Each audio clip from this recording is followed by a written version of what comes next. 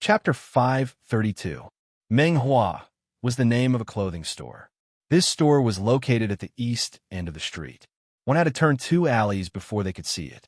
It wasn't big, and business didn't seem to be doing well. Of course, that was just looking. This store only served customers of a certain status. All of Yung Genzuan's clothes were handled by this store. Thinking of Clouds was, of course, a place that all the nobles flocked to. But in Linzi, Menghua wasn't that bad either. The east end of the street was considered a bustling place. Its prosperity didn't lose out to the treasure bowl in the west. People came and went, and there was an endless stream of horses and carriages. Zheng Genjia's carriage stopped at the entrance of the alley. Cheng Gung Sheng and the black-armored 14th alighted. The accountant and the other people who were preparing to take over the management of Menghua also alighted from the carriage. The coachman went to stop the carriage. Cheng Gung Sheng led a group of people into the alley.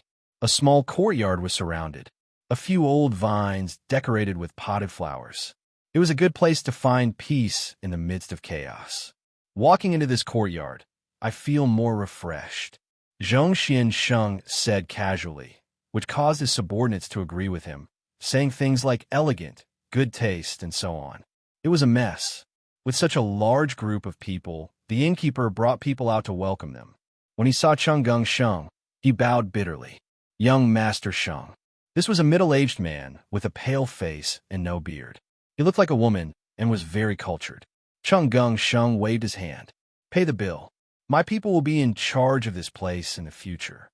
He didn't give them any face, and there was no need to give them any face. These people were all loyal to Yung Genzuan. They had to wait until Yung Genzuan came out of Jixia Academy. Cheng Gung Sheng didn't spoil them.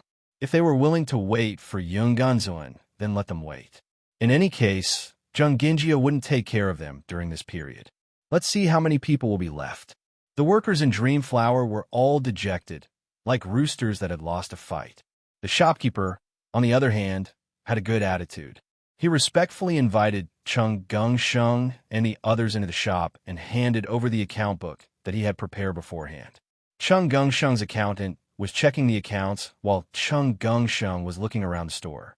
The shopkeeper of Dreamflower hesitated for a moment, then asked, Young Master Sheng, how do you plan to run this place in the future? What do you mean by how to manage it?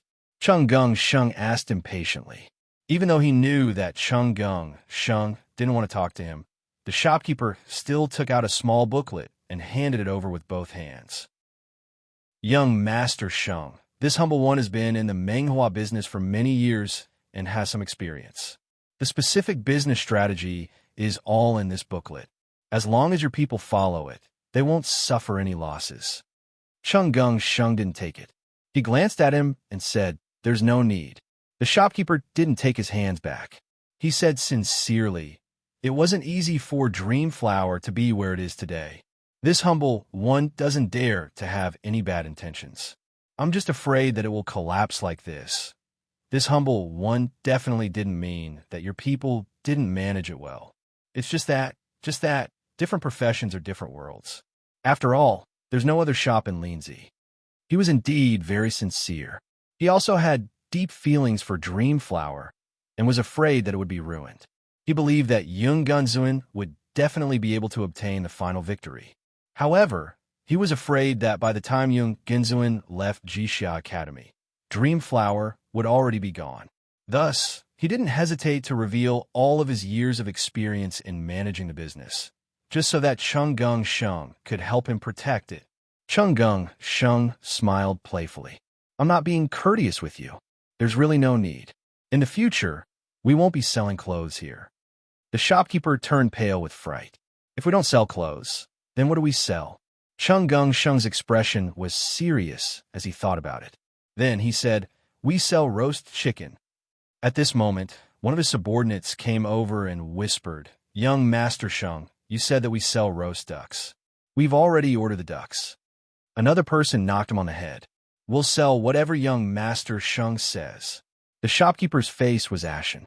The employees of Dreamflower were all angry, but they didn't dare to say anything. I say, do you feel a sense of accomplishment showing off in front of these small fries? Wang Yiwu's voice suddenly rang out. He walked in from outside the courtyard and stood at the door. His tall figure cast a shadow over the shop. The shop fell silent. Cheng Geng-sheng turned around and looked at him with narrowed eyes. I thought you'd be back at the barracks by now. Of course, he didn't come here to show off in front of these small fries. Instead, he did it for the onlookers to see. He wanted them to see what would happen if they sided with Yung Gunzuin. He wanted them to know that Yung Gunzuin couldn't even keep his favorite shop. He wanted them to know which side they should take. Yung Gunzuin wasn't here, and Wang Yiwu and Wen Lianmu had already lost. It was the perfect time to slowly crush Yung Gunzuin's influence. Although this method wasn't very presentable, it was very effective. Otherwise, a fat person like him wouldn't have bothered to come here, even if he liked to show off. He was a little envious of Jiang Wang. All he did was cultivate and cultivate. He didn't leave the house at all. How carefree. I did go back to the barracks. But after thinking about it, I came back, Wang Yiwu said. What's the matter? Cheng Geng-sheng asked. That person, the person who arranged for the assassin to enter the city, has already sided with you, right? I don't know what you're talking about. Cheng Geng-sheng looked straight at him. You're very boring, Wang Yiwu. You know I'm telling the truth. Before Big Brother went to Jixia Academy, when he said that he would leave the business to you, you should have said no. How can a pig brain let me play with Cheng Geng-sheng? That way, he might have thought of a way to not enter Jixia Academy. Cheng Geng-sheng mocked him expressionlessly. If you can't afford to lose, don't come here. Wang Yiwu pointed at Cheng Geng-sheng. You will never be able to compare to Azun. Do you know what it is? I don't want to know, and I don't agree with this. Will you not say it?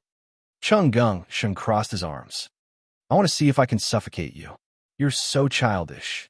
Wang Yiwu said, Azun is very clear about how much capital the Battle of Chiang will bring you. It will allow you to become a force to be reckoned with. However, he has never thought of doing anything in the Battle of Chiang. What's the big picture? The big picture is that we're all in Linzi, and we're all from Qi. If Qi is strong, I'll be strong. And if Qi is weak, I'll be weak. Azun acknowledges Qi's victory, even if you'll be able to obtain the greatest benefits. He acknowledges the Zheng Genjia's strength, even if you'll be able to obtain enough capital from it. But what about you? Do you really not know what kind of negative impact it will have if a rank 4 official is assassinated in the capital? Do you really have no idea how disgusted the emperor will be if the people of Zhongshuan family get involved in this matter? You know, but you still did it. You gained the temporary upper hand, but you made the Zheng Genjia lose their long-term trust. You put your personal interests above the interests of your family and even the country. You only want to defeat Azun, and you don't care about the future of your family. You're the same as your father. 30 years ago, Chongxian made the Zheng Genjia lose His Majesty's trust. You Zheng Genjia risked your lives and fought for 30 years to win back the status you have today. 30 years later, you let the same story repeat itself. Cheng Geng-sheng, you can't even compare to a strand of Yung Gunzuin's hair. Cheng Geng-sheng listened to him quietly without any change in his expression. He only frowned. If you want to anger me, then you've failed. Because I don't understand what you're saying. That's right, that's right. You don't understand. I can't find any evidence either. What I'm saying is nonsense. Wang Yiwu shook his head and smiled, as if mocking himself. When he stopped smiling, he looked at Zhong Xiansheng with an extremely serious expression. Do you still remember what I asked you the day Azun went to Jixia Academy? Chapter 533. Wang Yiwu seemed to be calm. However, Cheng Geng-sheng didn't say a word. His Tao energy surged and Peng Ju's body flew backward. F*CK. This bastard is crazy. The question Wang Yiwu asked the other day near the city gate was, do you want to die? Wang Yiwu actually wanted to kill the legitimate son of the state of Qi's prestigious Zhongshuan family, right here in Linzi City. Who was Cheng Geng-sheng? He was the grandson of Chongxian Yunbua, Marquis Dingyuan, and Chongxian Chu Liang's favorite nephew. He was also one of the strongest contenders for the position of the head of the Zheng Genjia. It was no exaggeration to say that his death would affect the entire Qi. Wang Yiwu wanted to kill him in Linzi. Wasn't he crazy? Even Su Shi, who was thought to be crazy, had never thought of killing Wang Yiwu. If Cheng Gongsheng died in Linzi City, Wang Yiwu would face the craziest revenge from the Zhonggenjia. No matter how powerful Jiang Mengxiong was, he wouldn't go against the two marquises of the Zhonggenjia for the sake of a disciple who had made such a big mistake. Would the most powerful family in Qi be at odds with the military? Even if Wang Yiwu could keep his life, his political future would be ruined. He was risking his future in exchange for the position of the head of the Yunganzuan. No matter how one looked at it, it was a stupid choice. Therefore, no matter how smart Cheng Gongsheng was, he wouldn't have thought of this possibility. Wang Yiwu was the disciple of the war god, the brightest star of the Tianfu army and the most powerful reaching heaven state in history. Many people thought that he was the best in the world. He had a bright future ahead of him. He wasn't a desperate man, nor was he a beast trapped in a desperate situation. How could he risk everything? It was precisely because of this impossibility that Cheng Gongsheng was caught red-handed. In Menghua, in the clothing store that Yunganzuan had personally managed, Cheng Gongsheng immediately made the best choice, which was to avoid the brunt of the attack. This was not a place like the Heaven Palace Mystic Realm. There was no need for him to fight to the death with Wang Yiwu. This was Linzi. This was the downtown area of the East Street. As soon as there was a commotion, someone would quickly come to deal with it. And the Northern Yamen Commandant in charge of public security, Zheng Shi, just happened to have a conflict with Wang Yiwu because of Zheng Shangming. Furthermore, the assassination attempt on Zhao Xian had just happened not long ago. Linzi City was currently in a state of panic. The Imperial Guards and even the Palace Guards might send people over. As long as he could preserve his life and create a commotion, there would naturally be experts who would appear to restrain Wang Yiwu. To be precise, it was a good thing that Wang Yiwu had gone crazy. This person had dared to cause trouble and kill the son of the Zhonggenjia's first wife. Cheng Gongsheng did not care about reporting this matter to Emperor Qi. In the entire Zhonggenjia, no one dared to not take a stand on this matter. And this kind of necessary side would destroy the Yunganzuan's control over the clan. Just the fact that Wang Yiwu had suddenly tried to kill him was enough to lock him up for at least 3 years. It was no different from cutting off one of the Yunganzuan's arms. This way, when Yunganzuan left Jixia Academy, he would have a new advantage. Cheng Gongsheng's mind raced. He had already thought through everything clearly. Thus, he retreated without hesitation. His fat body directly knocked away the attendants, smashed the counter, and slammed into the wall behind him. As Cheng Gongsheng retreated, Wang Yiwu advanced. He stood at the door and entered through the door. He took large strides and rushed in alone. The door and the wall clearly did not move, but they seemed to be pressed down together with him. The omnipresent sense of oppression was like an iron wall, rumbling and pushing over. Without needing Cheng Gongsheng's orders, the attendants he had brought along had already attacked.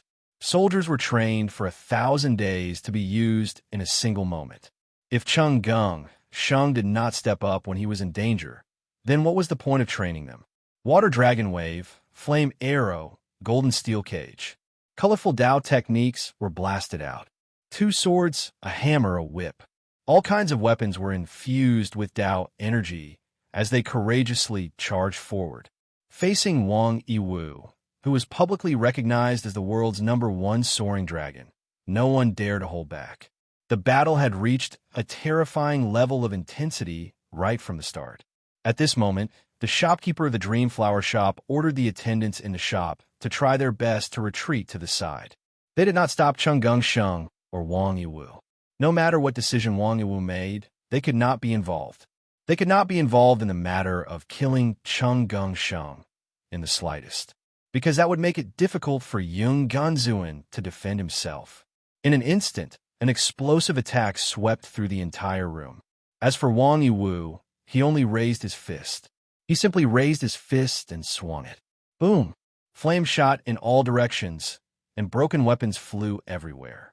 All the attacks were shattered by this one punch. His steps did not stop, and his fist did not stop either. He took another step, advanced again, and swung his fist again. He only swung his fist once, but this fist appeared in everyone's eyes. Boom! Their chests collapsed, their skulls shattered, and their abdomens penetrated. They fell to the ground in disarray. Only this one punch. All the attendants Chung Gungsheng had brought along were dead. At this time, Chung Gungsheng had already broken through 2 consecutive walls and was about to break through the 3rd one and rush out of the room. Bang! There was the sound of a heavy object crashing. That originally ordinary wall seemed to have become an iron bastion at this time. Chung Gungsheng could not move at all, and his entire body was bounced back. With Chung Gungsheng's experience, he understood what he had encountered with this obstruction. Silent beheading order. It was called an order, but it was actually the name of a formation plate. This was the formation plate used by the small team in the Tianfu army to carry out the beheading operation. This was the best of the best, the first-class magic weapon in the army. The entire Tianfu army did not have much stock of it. The people marked by the beheading order would never be able to leave the range of the beheading order, unless they died in battle or killed the person holding the beheading order. And outside the range of the beheading order, people could only see that everything was normal. This was the so-called silent beheading order. In history, there was no lack of elite teams in the Tianfu army who used this order to behead the enemy general. After they retreated, the enemy discovered that their general had died. Although it was a consumable magic weapon, it was still an important weapon in the army. Wang Yi would use it to trap and kill Chung Gungsheng. Chung Gungsheng sneered. Using public power for personal gain, using an important weapon in the army to trap and kill me, a fellow Qi citizen. Is this what you mean by looking at the big picture? Wang Yi did not say anything, but turned sideways and punched again. Punches that covered the sky poured down in torrents. This punch directly killed all of Meng Hua's employees, leaving only the shopkeeper alive. Young Master Wang Yi. The shopkeeper's face was ashen. Wang Yiwu's fist stopped in front of him and moved away. I only wanted to ensure that no one was affected. Azun likes the clothes you made, so I won't kill you. Go hide at the side. At this moment, other than Wang Yiwu, only the shopkeeper, Zhong Xiansheng, and 14 were left alive in the Dreamflower shop. The word beheading appeared on each of their bodies. The silent beheading order could only mark 3 people at most. Those who were not marked could still enter and leave as they pleased. In order to prevent people from sneaking out and alerting the northern Yamen, he simply killed all those who could not be marked. Wang Yiwu turned around and looked at Chung Gungsheng again. Making sure that Azun has clothes she likes to wear is my big picture view. Chapter 534. Chung Gungsheng waited quietly for Wang Yiwu to deal with the workers. He waited for them to clench their fists and focus on him. During this process, he didn't say a single word to 14. He didn't need to say anything. His decision was 14's decision. His attitude was 14's attitude. It had always been like this. Chung Gungsheng was undoubtedly very smart. He could always find a good opportunity and manage a situation that was advantageous to him. However, he knew that he had no choice in the silent decapitation order. He could kill Wang Yiwu or be killed by Wang Yiwu. He had made his decision, so he stood still. He stood like a mountain. He didn't even want to make a move when Wang Yiwu was killing others. He wanted to wait until Wang Yiwu was fully focused. He wanted to face Wang Yiwu in his strongest state. A battle of this level wasn't just about cultivation techniques, mystic arts, and physical strength. It also included mental strength, willpower, aura. It was a battle of all aspects. Therefore, he first had to find back the aura that he had lost by avoiding the battle. Avoiding the battle was the best choice before the silent decapitation order was discovered. Fighting with all his strength was the best choice after the silent decapitation order was discovered. He could always make the best choice. Now, he stood facing Wang Yiwu without a trace of avoidance in his eyes. He was the chubby youth who had risked his life and bet heavily on the heaven's mystic realm. He was Chung Gungsheng who had put all his eggs in one basket to promote the Battle of Qiyang. He turned around and threw all his gains from the Battle of Qiyang into Yonggunzuan. He threw Yonggunzuan into Jixia Academy. He only wanted to take the chance to clear out all of Yonggunzuan's businesses. He had always dared to risk his life, and this wasn't the first time he had risked his life. Jiang Wang said that he was too gambling. He said that he had no choice but to gamble. Wang Yiwu took a step forward. His fist was very simple. He seized the initiative, seized the center line, and decided life and death. Therefore, he was always attacking, no matter who his opponent was. However, as soon as he lifted his right foot, Sheng opened his palms and immediately turned his palms over to press down. The invisible but tangible force field pressed down on Wang Yiwu in an instant, making him feel as if he was carrying a mountain. Wang Yiwu's right foot was pressed back. His entire body shook slightly, and his feet sank 2 inches in the ground. But that was all. He lifted his leg and stepped forward. It was difficult to raise his leg, but when it landed, it was already touching the ground silently. With just this one step, he seemed to have adapted to it. What a terrifying physique. What a terrifying strength. He stood up, raised his fist, and threw a punch. It was such a simple action, but seemed to have been repeated thousands of times. After accumulating thousands of times, it finally exploded. Even the air was exploding from the impact. Fearless, no return, invincible. Selfless killing fist. This should be an unstoppable punch. However, a figure wearing a black helmet and black armor met him head-on. The black heavy sword was like wind and thunder as it slashed forward. Clang! The fist collided with the heavy sword's blade. Wang Yiwu was supposed to be a military cultivator, but his physical body seemed to be even stronger than a martial artist's. He met the heavy sword with his bare fist. The heavy sword was raised high by this punch, and 14's weakness was exposed. Wang Yiwu's other fist came as a matter of course. Bang! A fat fist came out to greet him. Sheng arrived just in time. He concentrated on his heavy fist and met Wang Yiwu's fist head-on. Crack! The clear sound of bones cracking could be heard. Sheng's right arm was directly fractured. However, this heavy fist was as heavy as a mountain, and Wang Yiwu was also thrown back by the force, his body unsteady. At this moment, 14 raised his heavy sword and slashed down fiercely. Sheng and 14 had been together since they were young, and their teamwork was incomparable. Sheng took the risk to take this punch head-on, of course, not just to stop the enemy. He also wanted to create an opportunity for 14. This sword was extremely fast, heavy, and ruthless. It had the momentum to split mountains. Wang Yiwu, on the other hand, did not hesitate at all. He immediately punched upwards. Clang, clang, clang, clang, clang. At this moment, 14 slashed 600 times in a row. Such heavy and ruthless slashes 600 times in a row. Just the burden on his body was extremely terrifying. He was already risking his life. Wang Yiwu misjudged and was directly slashed to the ground, his entire lower body sinking into the ground. During this process, Sheng endured the pain of his broken bones and added heavy techniques to each of 14 slashes. The two of them worked together to catch Wang Yiwu off guard. Taking advantage of Wang Yiwu's falling to the ground, Sheng's fingers flew out, as if the broken right hand was not his. Dense light green wind blades whizzed out and instantly drowned Wang Yiwu. The simplest Dao technique, the most direct effect, was what Sheng had always been pursuing.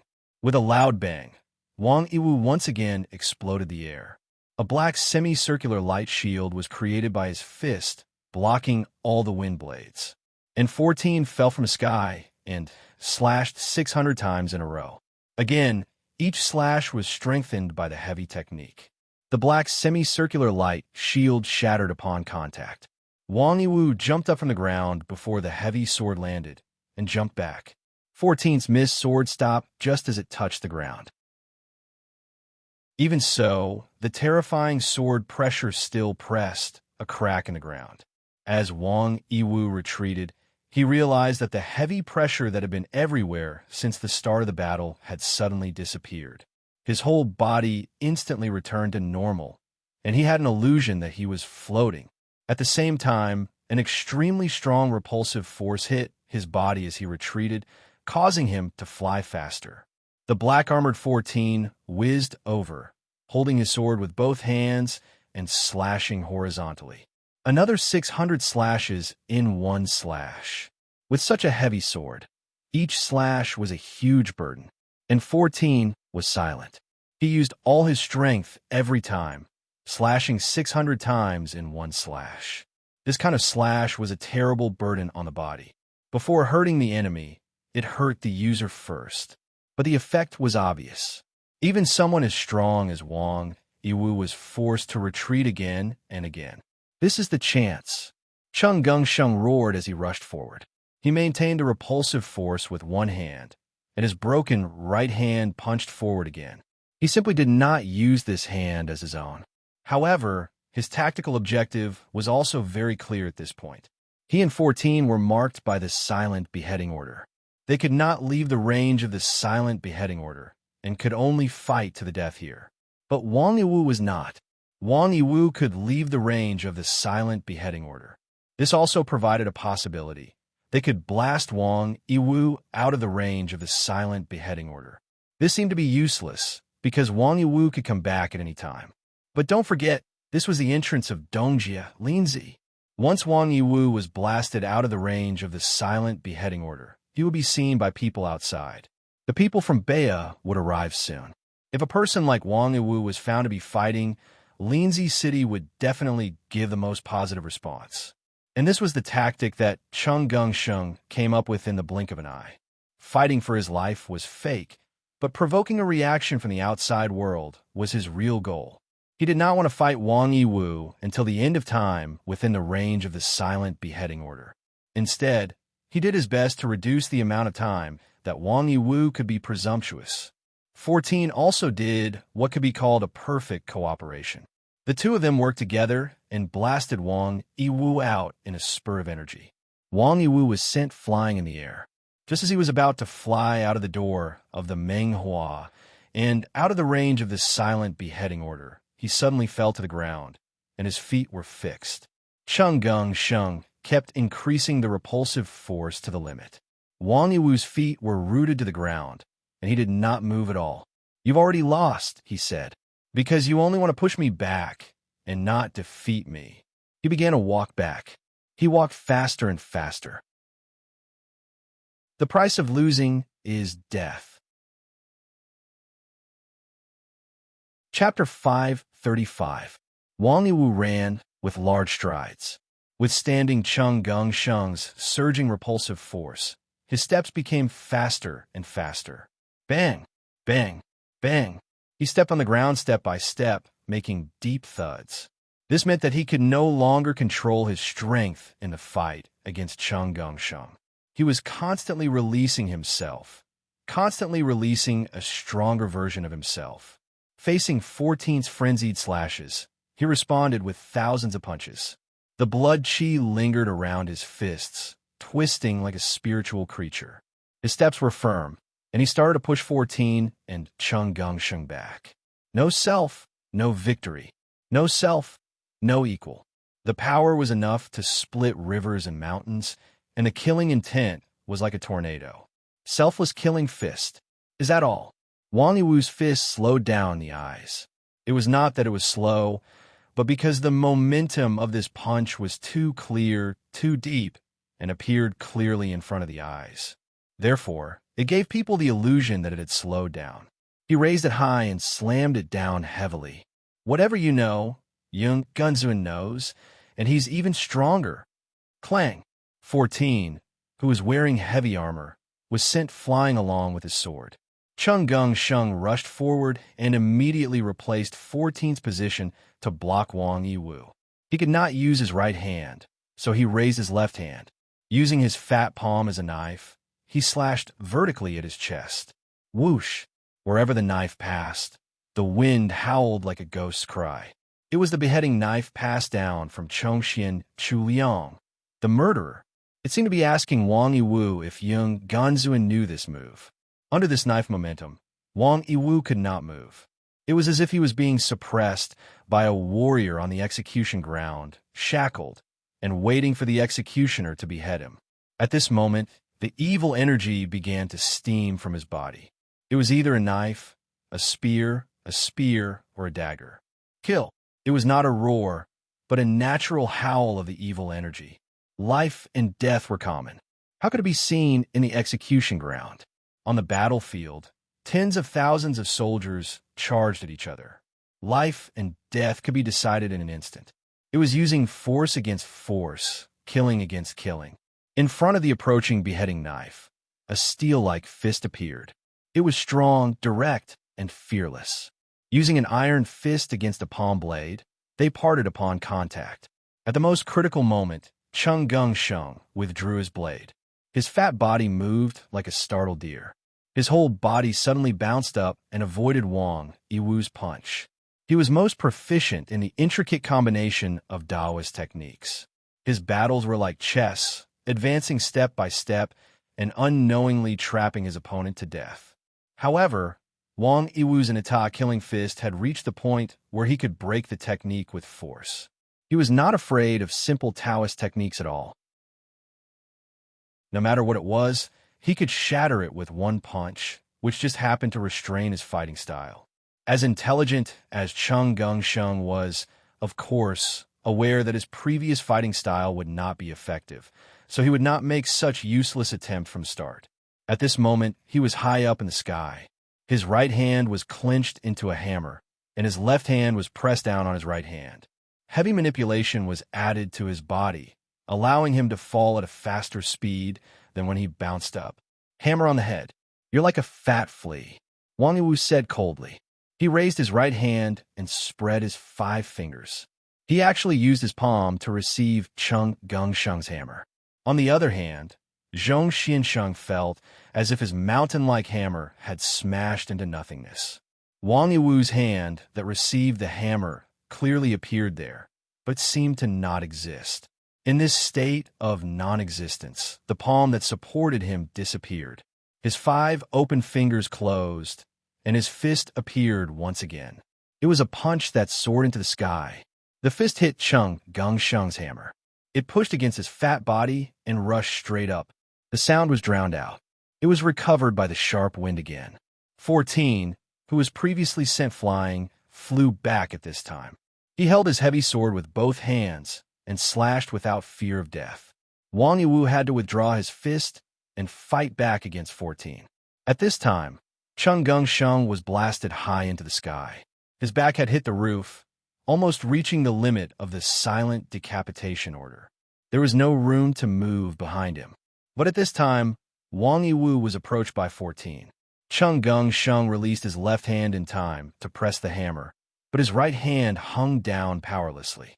It had been completely disabled.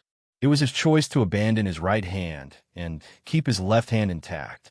From the beginning of the battle until now, he had always made the right choice. But the stark difference in strength still caused the battle to develop step by step into this situation. He directly hit the boundary with his elbow, and the marking power of the silent decapitation order knocked him back. So he fell again and clenched his 5 fingers. The invisible pressure squeezed Wang Yiwu from all directions, as if it wanted to squeeze him to death. Of course, this was impossible. In fact, Wang Yiwu had completely adapted to the influence of Chung Gung-shung's heavy technique at this time. As he said, Chung Gung-shung and Yung Gunzuin both knew the power of heavy techniques, and they were stronger. He had already faced these moves before. Therefore, when facing Chung Gung-shung's clinch after a long battle, he only paused for less than half a breath. But it was this pause that led to 14's fierce attack.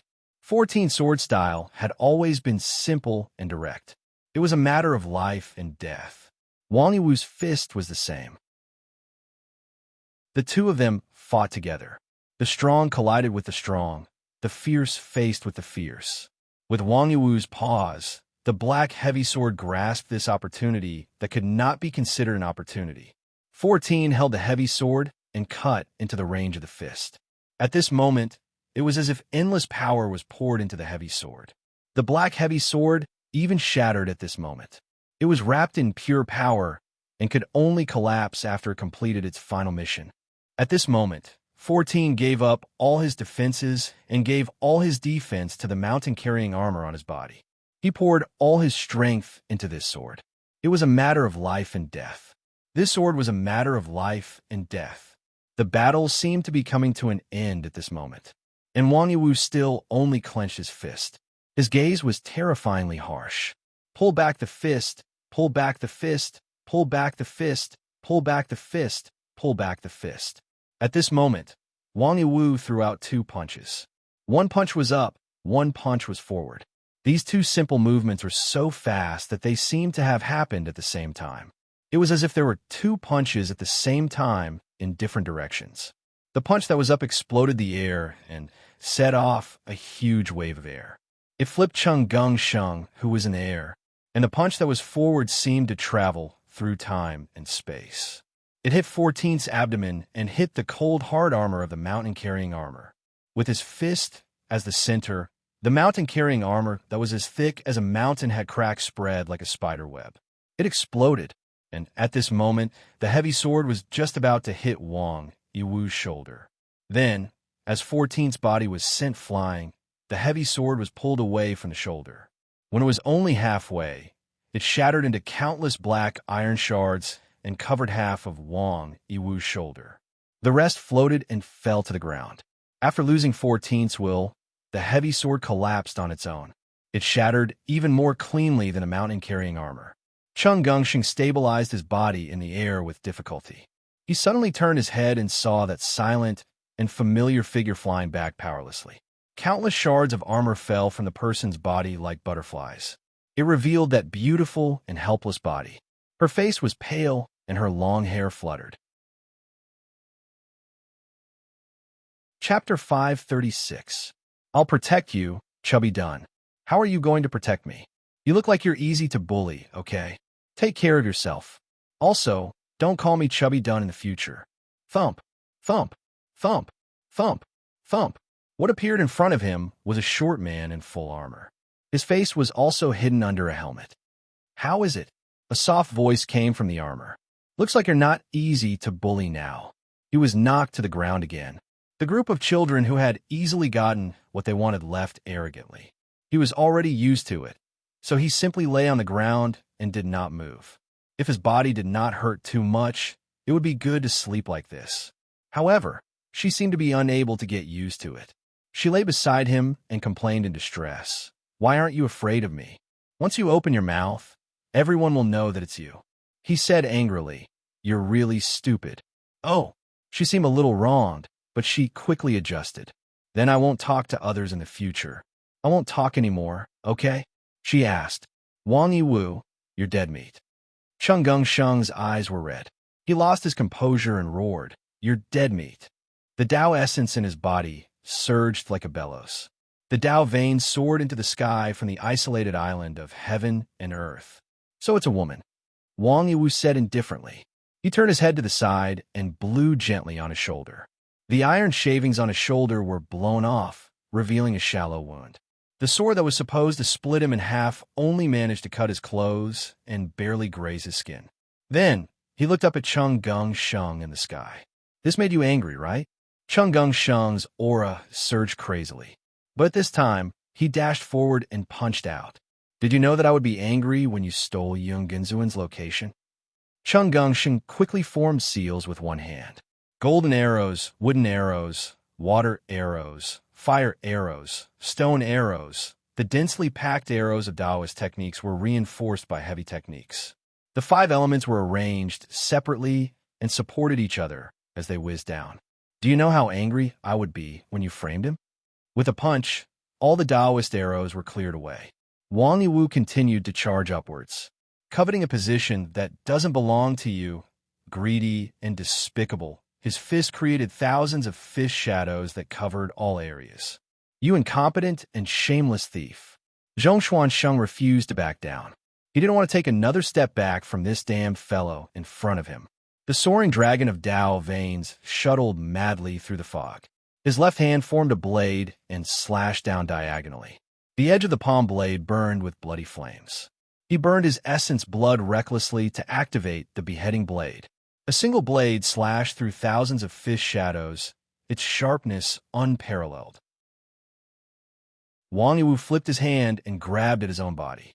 The shadow of a robe was pulled out, and he threw it at the beheading blade.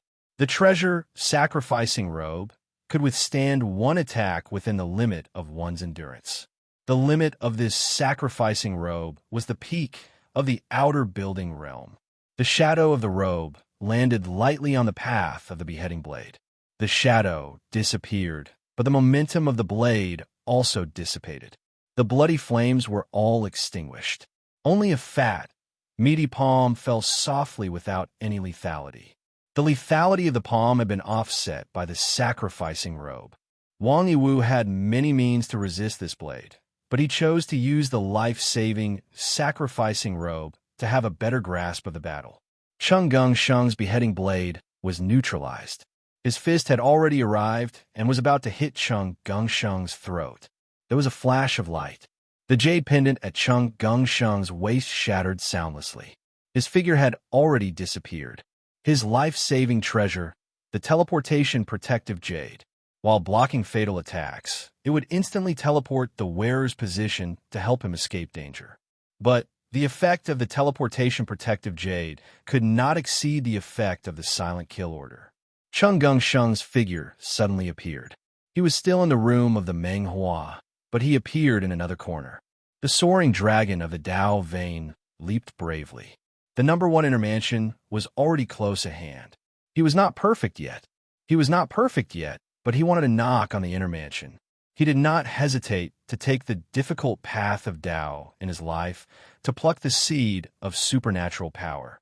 With his identity, once the path of Dao in this life became difficult and the great Dao was difficult, he would have no hope of becoming the head of the Zhonggenjia.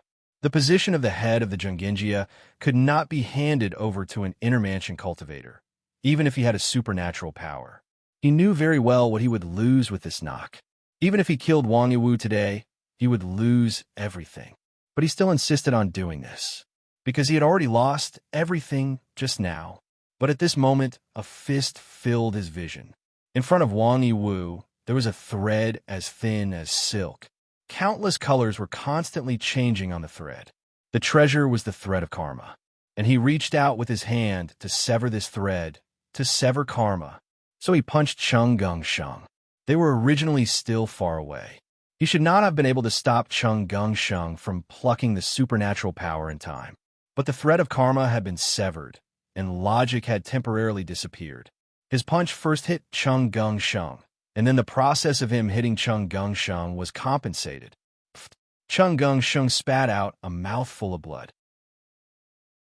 The soaring dragon of the Dao vein fell from the fog of obscurity, heavily smashing into the isolated island of heaven and earth. Wang Yiwu used 2 treasures in succession to interrupt Cheng Gongsheng's leap. I didn't think that this treasure robe would fall into your hands. Wang Yiwu's eyes were cold. His punch, just now, was supposed to directly shatter Cheng Gongsheng's heavenly palace, but it was blocked by the 7 mystic treasure robe on Cheng Gongsheng's body and could not immediately take his life. He simply grabbed Cheng Gongsheng's neck with one hand and temporarily imprisoned his Dao essence. Then he raised his fist and punched at the fat and despicable head. Everything was over. When Yung Genzuan came out of seclusion, everything in the world would be prepared for him. No one could compete with him anymore. But the 5 qi in his body suddenly became chaotic. Wang Yiwu immediately suppressed his 5 qis, but an oppressive, murderous aura came at him with the sound of the sword whistling. Get out of my way. Of course, Wang Yiwu did not want to get lost. However, he had to admit that this sword was too sharp and determined. If he did not move, he would definitely be severely injured. In any case, Cheng Gongsheng would not be able to escape. In a flash, he made a decision. Wang Yiwu let go of Cheng Gongsheng and jumped back. Of course, he did not forget to send him off when he let go. This was not enough to kill him, but it was enough to shake Cheng Gongsheng's 5 prefectures see and mess up his Dao essence, causing him to lose the ability to fight for a short time. Moreover, his entire despicable head was pressed into the tiles. The only person who could appear here at this moment and force Wang Yiwu back with a single sword strike was naturally Jiang Wang. He held Chang Xiangxi and landed beside Cheng Gengsheng. He casually pulled him up. "How are you?" he asked. Cheng Gengsheng, who pulled his head out of the shattered tiles, was in a daze. His wisdom and schemes seemed to have disappeared. 14, he suddenly shouted. When he saw Jiang Wang, who he trusted enough, his emotions seemed to have returned, and his suppressed sadness was released. 14 is dead, he howled. He killed 14. This was the first time Jiang Wang had seen him lose his composure like this. He could not help but feel sad for Cheng Gengsheng when he saw him like this. Wang Yiwu, right? He opened his 5 fingers one by one, and then landed them on the sword hilt one by one, gripping it tightly. Jiang Wang said, "I will try to kill him. I promise." Chapter 537. He came to the East Street to look for Cheng Gengsheng. The silence of the Menghua puzzled him. Cheng Gengsheng came here to show off. The more noise he made, the better. How could it be so quiet? But until he entered the door, he didn't think that Zhong Xiansheng might have met with an accident, because this seemed to be something completely impossible. Cheng Gengsheng was the legitimate son of the Zhonggenjia, one of the top families in Qi. And this was Linzi. He even thought that Cheng Gengsheng had left. But since he was already here, he might as well take a look at the famous Menghua and pick some nice clothes for Jiang Anan. Although he couldn't see Jiang Anan for the time being, he could prepare some gifts. He had prepared many kinds of gifts. But as soon as he stepped into the courtyard of the Menghua, he found that the environment was different and Cheng Gengsheng was in danger. He didn't even think about it. He directly used the binding of 5 energies to disturb Wang Yiwu. Then he used all his strength to stab at Wang Yiwu, forcing him to retreat. Jiang Wang wasn't a person who made promises easily. He would try his best to do what he promised. He said he would try to kill Wang Yiwu. Then he wouldn't just try. He would try his best and gamble everything. "You? Kill me?" Wang Yiwu, who had retreated to the other side of the room, frowned. A mere soaring dragon realm cultivator? He didn't mean to be pretentious. He really suspected that he had misheard. He had never thought that there would be a soaring dragon realm cultivator who could be his opponent. He was invincible in the same realm, not only in any place or country, but also in the present. He was the most invincible among all the geniuses since ancient times. He was the first reaching heaven realm cultivator since ancient times. His future was expected by everyone. He also believed that he would be the first soaring dragon in the world. He had such confidence, and confidence was based on his absolute strength.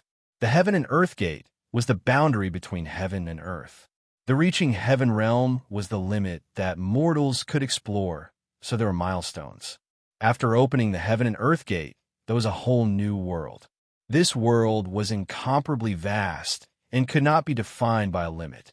In the soaring dragon realm, every cultivator pursued perfection, so naturally they would knock open the inner palace. On the basis of perfection, of course, one could also pursue higher heights, but the significance was not as great.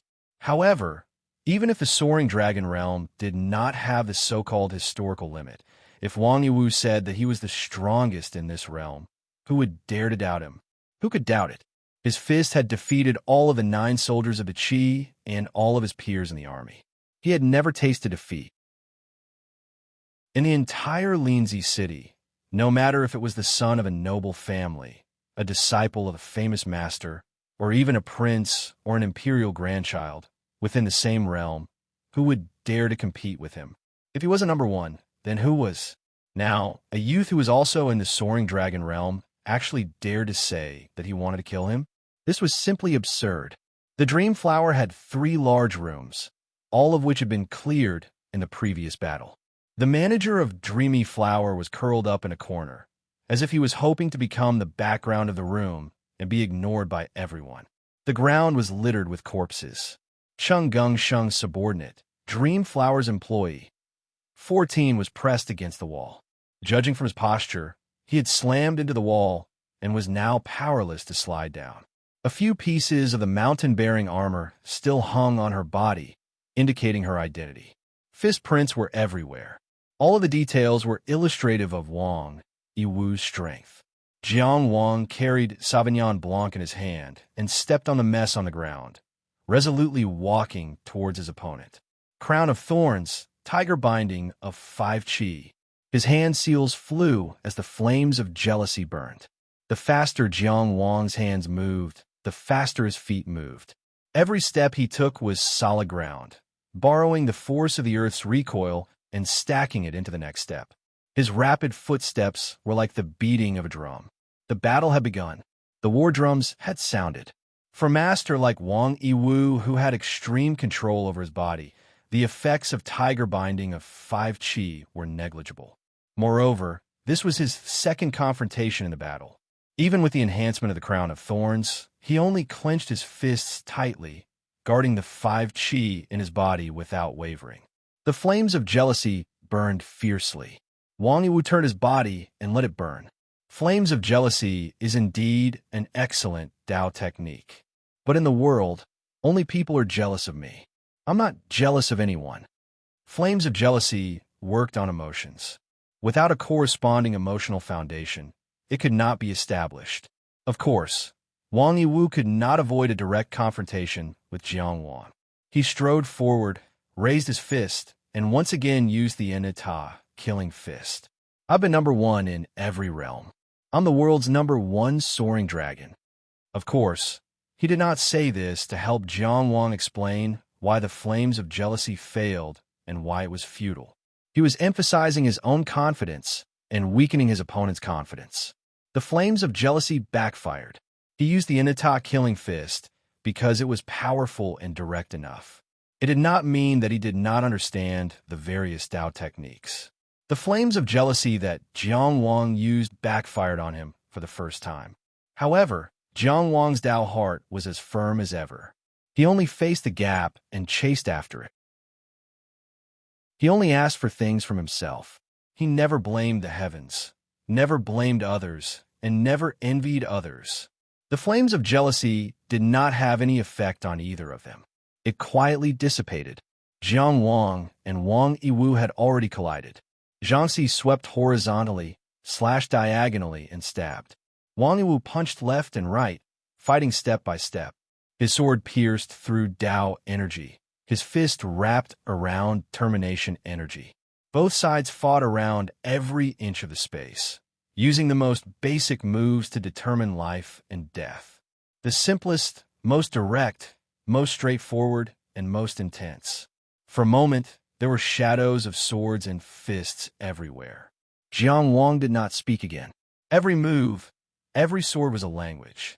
Every sword strike was fulfilling his principles and his promise. I'm going to kill you. I'm going to kill you. I'm going to kill you. This intense determination was clearly felt by Wang Yiwu. He became more and more angry. As proud as he was, he could not tolerate anyone in the same realm fighting against him. Even if it was only a short stalemate, he could not tolerate it. Leave your life here. He withdrew his fist. All the termination energy and light flames were contained in his fist. There was only one clean, simple, and powerful fist. It blasted out directly. The Enita killing fist, the invincible killing fist. The Enita killing fist was because I was the fist. The invincible killing fist was because the fist killed the enemy. But Chang Xiangxi's clear and melodious cry was heard. It crossed in front of his eyes, and the wind and clouds dispersed. The sword of a famed scholar. Between heaven and earth, there seemed to be only this horizontal line, only this fist shadow. They collided.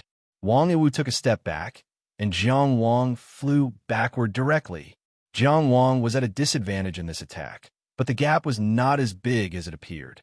Of course, Wang Yiwu understood this point, so he pushed off with his back foot, and his entire body shot forward like a javelin. Jiang Wang was still in the air, still flying backward.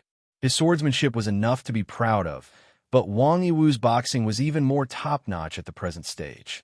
In the short exchange before, he judged that he could not directly kill his opponent with his swordsmanship, so he took advantage of the opportunity to pull away.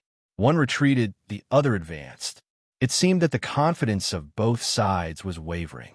But Wang Yiwu's pride did not change, and Jiang Wang's confidence did not decrease either.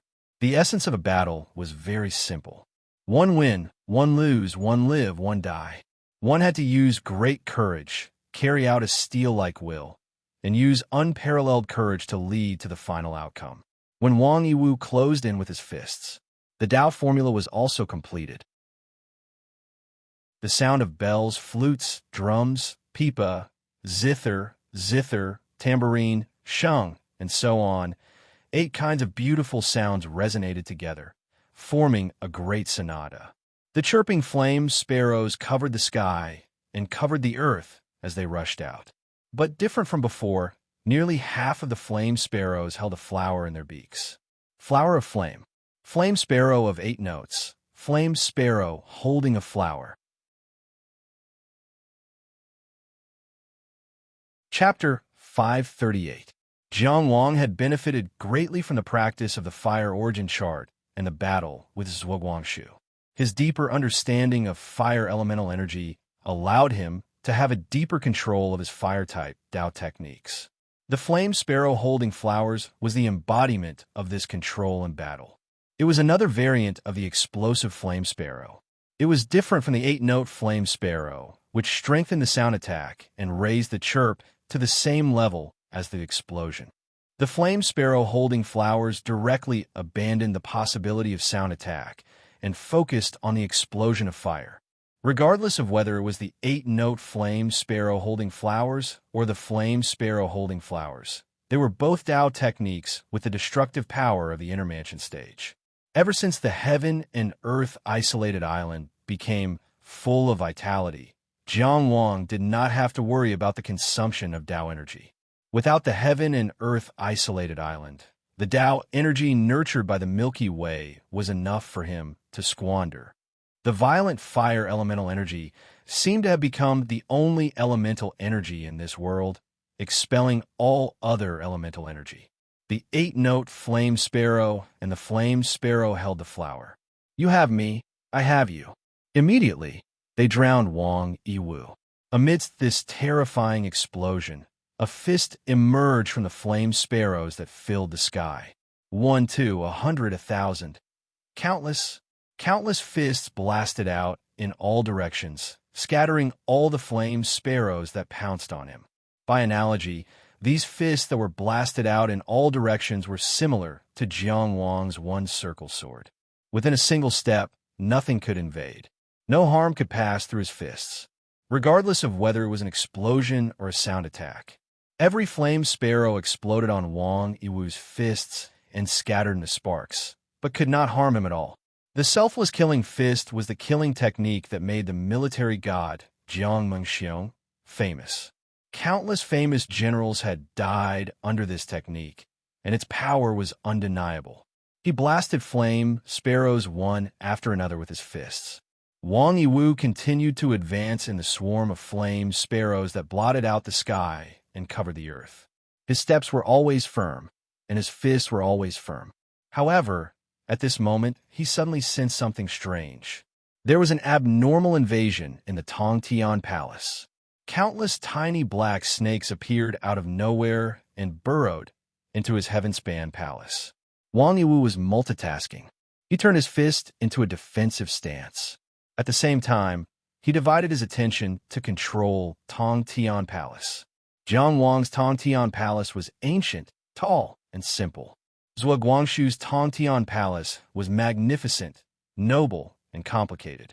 As for Wang Yiwu's heaven-span palace, it was majestic, domineering, and spirited. A ferocious tiger with wings on its back leaped down from the dome and stepped on the bodies of several black snakes, crushing them on the spot. As the last disciple of the Qi's military god, Jiang Mengxiong, Wang Yiwu's knowledge and experience were superior. He was very clear that a battle at the divine soul level shouldn't be a battlefield for cultivators at the soaring dragon realm. Originally, he only regarded Jiang Wang as a capable hanger-on of the Zhonggenjia and paid a little attention to him, but only a little. The extent of his attention was probably, if he had the chance, he wouldn't mind wiping him out with his hand. He wouldn't ignore him like an ant on the roadside. He didn't even care about Cheng Geng Sheng, let alone Jiang Wang. They might or might not have fought in the Heavenly Palace mystic realm. No one knew the inside story. The only thing they knew was that he didn't succeed in the Heavenly Palace mystic realm. But at that time, his focus was on Cheng Geng Sheng, Li Longquan, and Su Xiangqian. Until this real battle. He had to admit that Jiang Wang had surprised him again and again. His peerless sword techniques, profound and vast Taoist techniques, and now he had brazenly opened up a divine soul battlefield. As arrogant as he was, he restrained himself and didn't enter the battlefield immediately. Instead, he controlled his Tao vain true spirit to expel the black snakes. The divine soul snake had invaded Tong Tian Palace. Jiang Wang used the divine soul snake's perspective to observe Wang Yiwu's Tong Tian Palace. In terms of vastness, Wang Yiwu's Tong Tian Palace wasn't any worse than his. In comparison, Zhuo Guangshu's Tong Tian Palace was smaller. The winged flying tiger was a Tao vain true spirit that he had never seen before, so he didn't know its specific abilities. But from his current observations, it wasn't any weaker than Zhuo Guangshu's blue flood dragon. The divine soul snake was quickly eliminated. It was embarrassing to say that this divine soul Tao technique had never been effective in battle since it was copied. Wang Yiwu was very cautious in Tong Tian Palace. Jiang Wang never found a suitable opportunity, but as the number of divine soul snakes rapidly decreased, his options became smaller and smaller. He couldn't delay any longer. A black snake suddenly shot up. Jiang Wang transformed into his divine soul form and kicked the winged flying tiger away. His hands formed a seal, and flames bloomed around him. Divine soul flower C. As soon as Wang Yiwu saw Jiang Wang appear, he immediately jumped down from the dome and punched. He directly used the selfless killing fist in Tong Tian Palace in his divine soul state. The divine soul flower C was almost immediately destroyed. But before that, Jiang Wang had already withdrawn. The disciple of Deqi's military god really had no shortcomings. Even in terms of divine soul, he had enough defensive ability. This move completely carried out his will. No matter how powerless he was, he had to resist. Chapter 539. The third move of the human Tao sword, involuntary. Facing this move, Wang Yiwu felt completely different. When Jiang Wang's sword came, he vaguely felt that he was no longer himself. His fist could not reach perfection. His termination energy could not reach its strongest state. His blood and qi were lacking by a hair's breadth. Everything seemed to be lacking. He was involuntary. The entire world seemed to be pushing him to do things he did not want to do, things he could not do. It forced him to move forward, backward, and even to the left and right. It was very similar to Cheng Geng Sheng's heavy manipulation, but it had broken away from the level of force and became an influence of potential. Who in this world could be free? Wang Yiwu almost roared, but he gritted his teeth. All the muscles in his body were bulging with power. His blood and qi were boiling, and his termination energy was surging. What involuntary? He did not believe. If the mountain came to stop him, he would shatter the mountain. If the river came to stop him, he would break the river. Nothing in the world could stop him. He made his own decisions. His fists broke everything. In the first drill, he fought 1 against 10. In the first battle between two armies, he fought bravely and killed the generals and seized the flag. His master said that if he did not study military strategy, it would be difficult for him to become a military god. But he said, "Why should I walk your path?" From the small peddlers to the big nobles in this world who did not have an easy life, who did not have their own struggles. The world was like a tide. This body drifted. Relying on this pair of fists, he carved out an invincible path. I am Wang Yiwu, invincible in the same realm. He finally gritted his teeth. In the midst of all this involuntary, he threw out his fist again. In the midst of all this helplessness, he struggled out of freedom. It was still the selfless killing fist. It was no longer Jiang Mengxiong's selfless killing fist, but the selfless killing fist that belonged to Wang Yiwu. It carried out his belief and determination. This fist was unparalleled in its ferocity. wherever it passed. Even space seemed to be retreating. And Jiang Wang's sword came at this moment lightly. This sword was clearly light and seemed so powerless, even weak. But it pierced through Wang Yiwu's fist. All the light and shadows calmed down. Wang Yiwu still maintained his punching posture, and the tip of his sword could be seen above his fist. It was Sauvignon Blanc. Chang Xiangxi pierced through his fist, through the gap between his index and middle fingers, through his palm, and out the back of his hand. In an instant, blood flowed like a river. Jiang Wang held his sword and let out the first roar. Who is the first soaring dragon? Wang Yiwu pursed his lips. It was as if he couldn't feel the pain from his pierced fist. It was as if he wasn't the one losing blood. His fingers were still clenched tightly into a firm fist. He was still sending his fist forward. The fist aura was penetrated, but it did not dissipate. At this moment, he suddenly exploded. Like a tidal wave, it swept over once again. Moreover, it was even stronger and more violent than before. The Sauvignon Blanc should have pierced deeper and deeper into Wang Yiwu's arm. It should have cut open Wang Yiwu's entire arm. But the tip of the sword was moving backward. Jiang Wang was already trying his best to move forward, but his sword was still moving backward. It was being forced back by the violent fist aura. In the process of moving backward, the sword and finger bones made a grinding sound that made one's teeth ache. Whether it was Jiang Wang or Wang Yiwu himself, their eyes didn't waver at all. This short collision was coming to an end. With a bang, the Sauvignon Blanc was blown away, and Jiang Wang was sent flying by the punch. Before he was blasted away from the door of the Menghua, Jiang Wang stopped himself from flying backward, swallowed the blood that surged up to his throat, and shot back again. His sword was out of his control again. He promised Cheng Gongsheng that he would try to kill Wang Yiwu, so he wouldn't give him a chance to breathe. He didn't stop for a moment, and his sword didn't stop. Suddenly, the long sword arrived. Facing this terrifying sword, Wang Yiwu still didn't choose to dodge.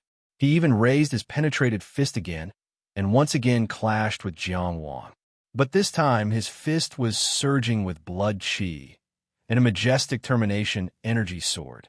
This fist expanded at an astonishing speed. The termination energy surged, condensing into various figures. Armored soldiers, cavalry generals, archers, shield bearers, one punch to create 1,000 soldiers. This punch was so powerful, but Jiang Wang's eyes became more and more confident. Wang Yiwu didn't choose to directly clash with the Anata killing fist again, because his injured fist couldn't bear this kind of confrontation, and because he judged that the Anata killing fist couldn't block the involuntary sword, he was retreating. At least at this moment, facing Jiang Wang, who was at the same level, he had lost the belief that he was invincible. And this was the beginning of the tilting of the scales of victory. Jiang Wang advanced again and again. Without hesitation, Chang Xiangxi crashed into the thousands of soldiers formed by the termination energy. A flash of frost temporarily separated the turbulent termination energy. One sword strike, thousands of soldiers retreat. In this short passage, separated by the termination energy, Jiang Wang and Wang Yiwu faced each other. Who was the world's first soaring dragon? He shouted angrily again. He still remembered the first time he met Wang Yiwu in the Tianfu mystery territory. This person regarded all the experts of the same level as him as grass. No matter if it was Cheng Gongsheng, Li Longquan, Su Xiangqian, or Jiang Wang. But today, the one who was pressuring step by step was Jiang Wang, and the two sides were in different positions. He moved his sword forward through the passage that was cut open. The sword light was like a dragon, and 3 consecutive sword strikes. The old general was past his prime, the famous scholar was down and out, and the involuntary sword. Wang Yiwu was expressionless, his left hand opened and closed. The termination energy that was cut open gathered again, and his right fist punched forward. The rolling termination energy wrapped around Jiang Wang, and he was pushed back by this punch. He chose to give up the possibility of winning with this punch, and used up a huge amount of termination energy and determination, and only used it to expel. Just like what he said to Cheng Gongsheng before, He only wanted to push back, not defeat. The surging termination energy pushed Jiang Wang back. Suddenly, a flash of sword light exploded, and the rolling termination energy dissipated instantly. Jiang Wang held the sword in his hand and hovered in the air, facing Wang Yiwu from afar. Only now did Wang Yiwu loosen his fist, relax his fingers, and let them hang by his side. The bleeding had stopped, but the wound on the back of his hand was so clear, so hideous that it was terrifying. "You have indeed gone further in the soaring dragon realm," he said. As arrogant as he was, he admitted defeat. He admitted that Jiang Wang was the world's first soaring dragon realm expert. From the wandering meridian to the heavenly cycle, and then to the heavenly connection. His path of invincibility ended in the soaring dragon realm. "But I think I understand a problem," he said. "I shouldn't be afraid of a temporary failure, because what I pursue is long-term invincibility." Wang Yiwu clenched his fists once more as he listened to the old man. "Thank you for giving me a defeat, so that I can achieve perfection." His long hair fluttered without wind.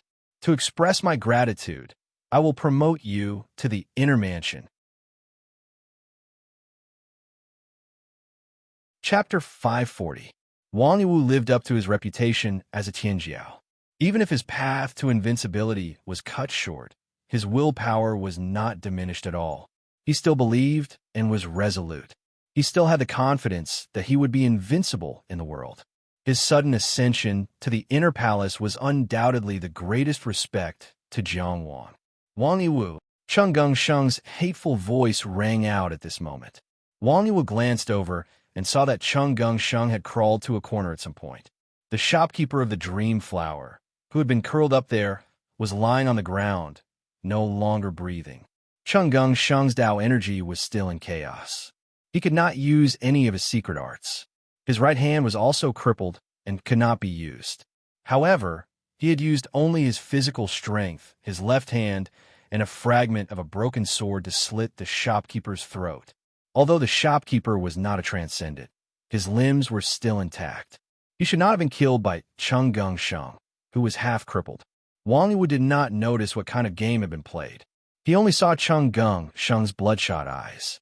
"Your plan is gone," Cheng Gengsheng shouted at him. Wang Yiwu's gaze only swept past him briefly before moving away again. Ignoring him was the greatest mockery. Cheng Gengsheng was half-crippled, but he did not want to wait for the end. He struggled to kill the shopkeeper of the Dream Flower because he wanted to anger Wang Yiwu and delay his ascension to the inner palace.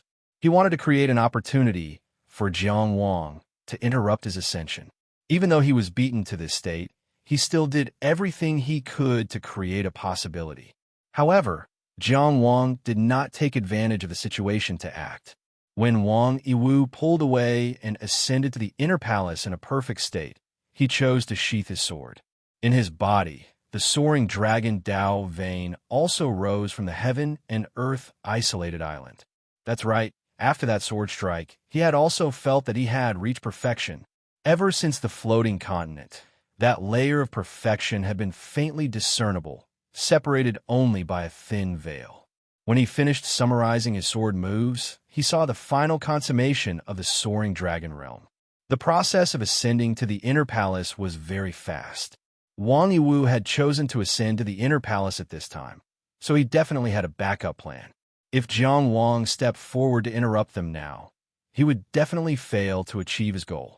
On the other hand, at that time, Wang Yiwu would definitely not give him the opportunity to advance to the inner palace. Therefore, he made a prompt decision and immediately began to ascend.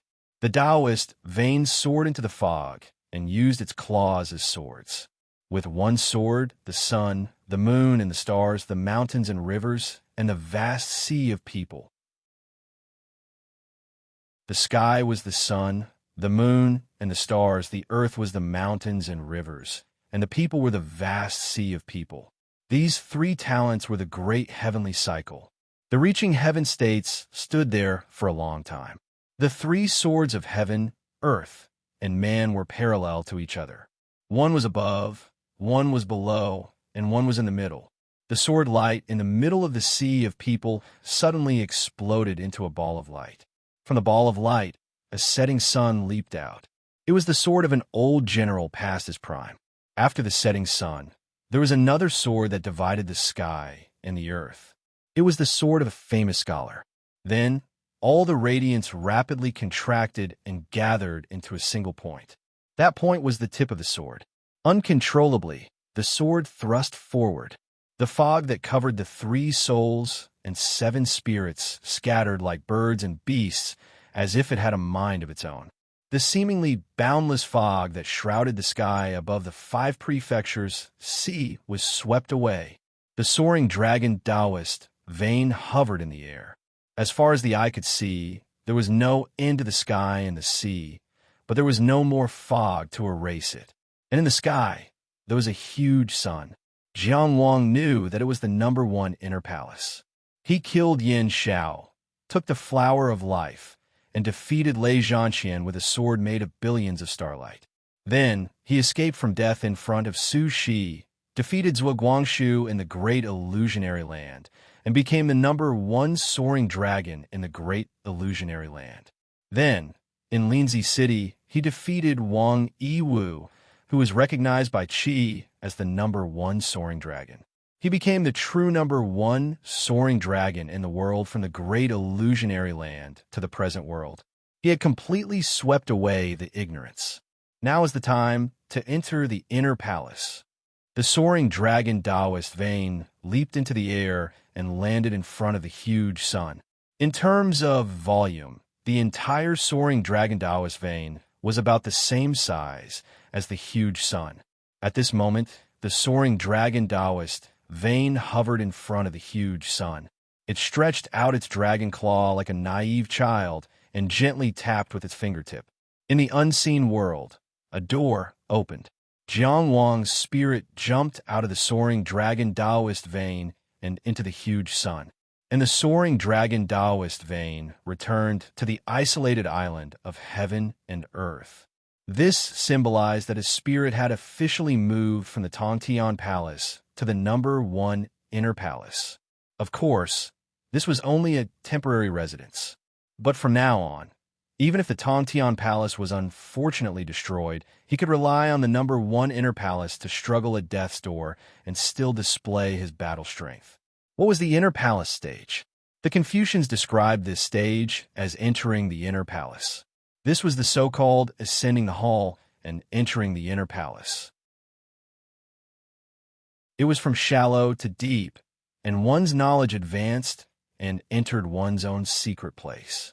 The inner palace was a huge treasure trove, and the divine ability seed was no doubt the most dazzling treasure in this treasure trove. Jiang Wang's spirit had just entered his number 1 inner palace. Before he had time to observe and explore, a fiery red seed flew straight into his bosom like a swallow returning to the forest. Back when he was exploring the fog of obscurity, he had relied on this divine ability seed to anchor his own position. As the exploration of the fog of obscurity deepened, his connection with this divine ability seed also gradually strengthened. It was like 2 old friends who had known each other for a long time. Although they had never met, they had known each other for a long time until they met today. Everything happened naturally. When the conditions were right, success would follow naturally. Jiang Wang opened his eyes. On the other side, Wang Yiwu had also just completed his leap. He looked at Jiang Wang with a stern gaze. With his experience, it was not difficult to see that Jiang Wang had also completed his leap.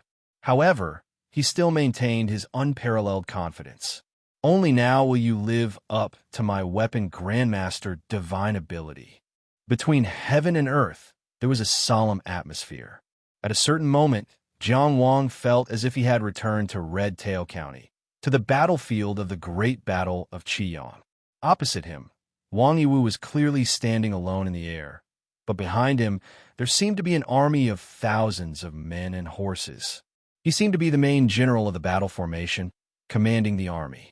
The army of thousands of men and horses was only waiting for his command.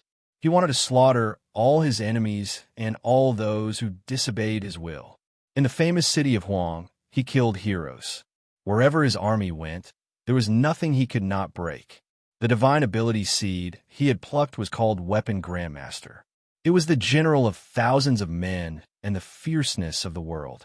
In history, those who had plucked this divine ability were all famous generals in the world. Kill! Wang Yiwu clenched his teeth. Thus, his blood and qi surged, and the termination energy filled the sky. Rumble. War drums sounded amidst the termination energy. A horseman, riding a large horse, carrying a long bow, holding a long spear, and a long sword, leaped out from the termination energy. Before this, Wang Yiwu had also created an army of thousands with a punch. However, the army of thousands of men and horses was illusory and not real. It was formed from the termination energy and was also limited by the termination energy. Jiang Wang destroyed it with a few strikes. At this moment, this horseman was real and concrete. The horse, the bow, the spear, and the sword were all real. His aura was imposing, and his killing intent was biting cold. It was as if he had just finished a battle. He had really been mobilized from some battlefield. Then, the second horseman, the third horseman, amidst the rumbling war drums. 100 horsemen stepped out one after another in the air. Chapter 541. The shopkeeper who killed Meng Hua did not have any effect on the battle. Cheng Gongsheng was half paralyzed on the ground. He frantically adjusted his Dao energy, trying to restore the chaos in Tong Tian Palace so that he could participate in the battle and fight side by side with Jiang Wang. However, this was easier said than done. He needed time, but time was tight. Of course, he had heard of the terrifying supernatural power of a weapon grandmaster. It was precisely because he knew how terrifying it was that he was especially tormented. What else could be more painful than being powerless? Calm down. He told himself that he had to calm down. He had to erase those emotions. Use your intelligence. Cheng Gongsheng tapped his temples. He examined his own situation. He divided the chaotic Dao energy and the chaotic parts in his body into extremely detailed areas. Then, he quickly calculated the fastest way to recover his combat strength. Ignoring the protection of his body's foundation, everything was for the sake of recovering his combat strength as soon as possible. He had been doing this all this time. In countless terrible situations, he made the most correct choice. However, his progress was still slow. He hoped that he could think of a way, but even the cleverest housewife could not cook without rice. In this situation, there was no one or thing that he could use. The only living shopkeeper had also been used by him. Jiang Wang, persevere. Persevere, he shouted in his heart. However, the real world would not be changed by his will. The 100 cavalry that leaped out of the monstrous, baleful energy were equivalent to 100 transcendent cavalrymen. On the battlefield, what was the concept of a well-trained, transcendent cavalryman in a military formation? They could almost penetrate all enemy formations. They were absolute elites, absolute trump cards. At this moment, they were summoned by Wang Yiwu alone. Although there were only 100 cavalrymen, 100 cavalrymen in a formation were more imposing than thousands of soldiers and horses. The 100 cavalrymen were silent. Only the tips of their raised spears flashed with cold light. Then, in the next moment, the horses stepped on air. They charged toward Jiang Wang. The army charged and killed only one person. Kill that delicate-looking youth. Jiang Wang pressed his hand on his sword. There was no sadness or joy on his face. There was no shock or fear in his heart. He had just become the world's #1 soaring dragon, or at least Qi's #1 soaring dragon. His confidence had reached its peak. There were so many talented people in the world, and he didn't need to be humble. He was already a member of Tianjiao. Since he could defeat Wang Yiwu head-on in the soaring dragon realm, why couldn't he do the same in the inner palace? Hundreds of cavalry charged forward, and in a flash, they were already close. His power was like a raging sea that swept across, causing the mountains to collapse. Wherever the weapon pointed, everything would be annihilated. But at this moment, a wisp of fire ignited in his heart. A wisp of fire rose from his kidney. A wisp of fire rose from the bladder. The three flames intersected. You have me in you, and I have you in me. They interacted with each other and merged into one. Jiang Wang raised his index finger, and a bean-sized flame appeared on his fingertip. The flame was faint, but it burned stubbornly. Jiang Wang raised his index finger in front of his face and blew out a breath of air from his thin lips. The flame, which was as small as a bean, flew forward to meet the charging cavalry. Facing the boundless, murderous aura, facing the pressing sharpness, it flew forward. The heart was the sovereign fire, also known as the divine fire, and its name was Shangmei. The kidney was the official fire, also known as the essence fire, and its name was Zhongmei. The bladder was the sea of qi below the navel, also known as the people's fire, and its name was Xiaomei. The samadhi was Shangmei, Zhongmei, and Xiaomei. The monarch, minister, and people. It was the spirit, essence, and qi. It was the true samadhi fire. This bean-sized flame landed lightly on the charging cavalry. It suddenly exploded. It exploded into a sea of fire. This flame was so hot, so domineering. The 100 mighty cavalry only struggled for a moment before they were burned back to the initial termination energy. This was not the end. The burning true samadhi fire spread along with the termination energy. As it burned the termination energy, it extended toward Wang Yiwu's body. There was nothing in the world that could not be burned. Wang Yiwu could only hurriedly cut off the connection between the termination energy and the termination energy, stopping the true samadhi fire in front of him. Jiang Wang looked at his ugly expression and said coldly, "I won't let you down as a weapon grandmaster, but you don't seem to be worthy of my true samadhi fire." In the first clash between the true samadhi fire and the weapon grandmaster, Jiang Wang still won. The divine powers they obtained from the first inner mansion were all obtained from the heavenly secret realm. However, the heavenly secret realm did not create divine powers. It only enlightened each person's innate talent, turning the possible into inevitable. Back in the heavenly secret realm, Wang Yiwu obtained the azure dragon's horn, which was even more ancient than Jiang Wang's. Therefore, the heavenly secret realm paid more for Wang Yiwu's enlightenment. The difference in strength between divine powers was sometimes blurry. Some divine powers could not be compared at all. Most of the time, it depended on the user's development. However, at least from the perspective of the heavenly secret realm, the weapon grandmaster should be stronger than the true samadhi fire. However, the divine power of the weapon grandmaster needed to be developed in a real battle. It was most suitable to be used in a battle between two armies. In a fight to the death, it might not be more advantageous than the true samadhi fire. However, even if he knew that the divine power of the weapon grandmaster might have a wider space, even if he knew that the divine power of the weapon grandmaster could not display its true strength without experiencing the baptism of a real battle, even if he knew this, how could someone as arrogant as Wang Yiwu accept his defeat again? In a one-on-one fight to the death, he was defeated again.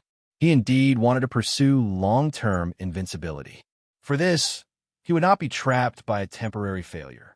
However, he had lost in the soaring dragon realm and the inner mansion realm. How could he be invincible? His aura fell. Jiang Wang drew his sword and charged forward, using his own actions to show that Wang Yiwu was not worthy of his divine power. This sword was like the sun and moon in the sky, like a rainbow piercing the sun. It was extremely ostentatious and arrogant. After becoming the best in the world in the soaring dragon realm and breaking Wang Yiwu's divine power with his divine power in the inner mansion realm, Jiang Wang was very happy. His thoughts were clear, and his aura, intent, and spirit had all reached the peak. He used this opportunity to develop a new sword move of the human Tao. Ever since he came to Qi, Wang Yiwu had always been in front of him and Chenggung Sheng. He had always been an unavoidable pressure. He was like a mountain or a river that could not be crossed. Back in the heavenly secret realm, he had suppressed everyone with his aura.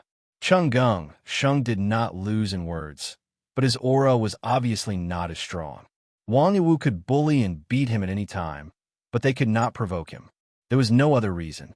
There was a difference in strength. Wang Yiwu was the first reaching heaven state in history.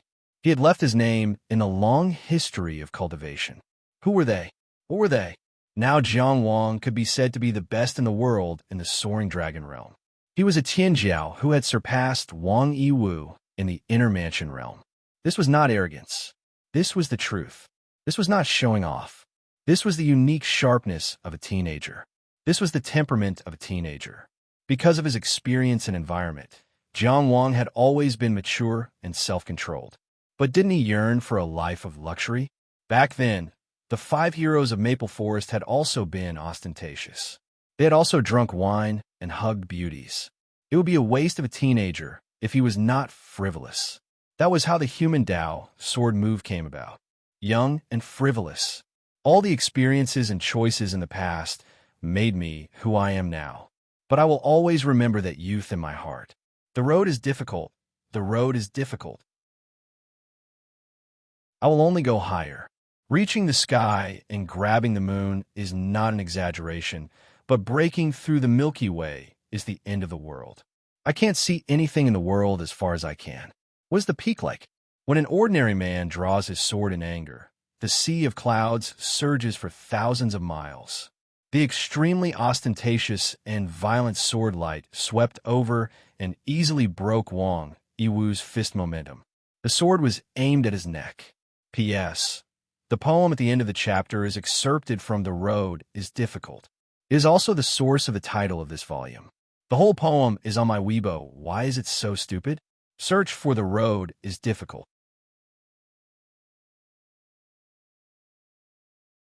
Chapter 542.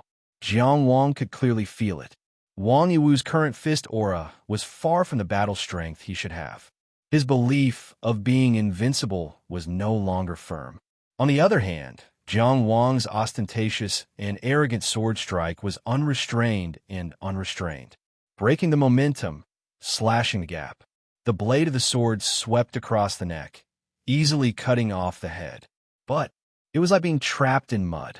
The air seemed to become sticky, and every inch of space was resisting the advance of the Sauvignon longsword.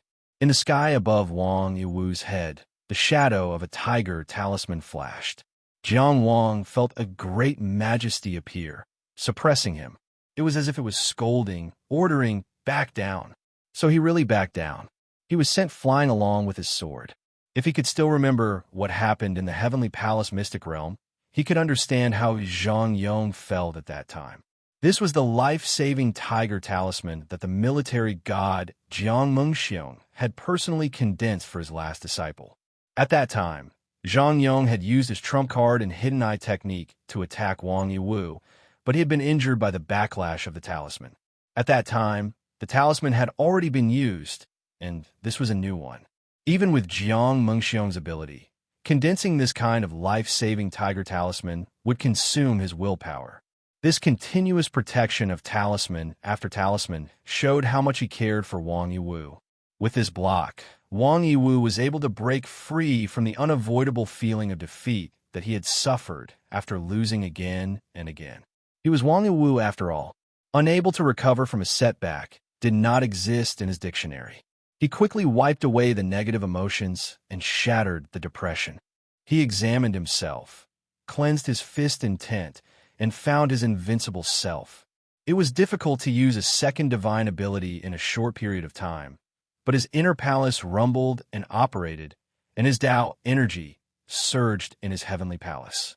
At this moment, he mobilized all his strength and clenched his fist.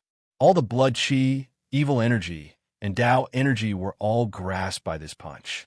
This punch carried the intent, power, and momentum. It summed up everything in the past and blasted towards his current opponent.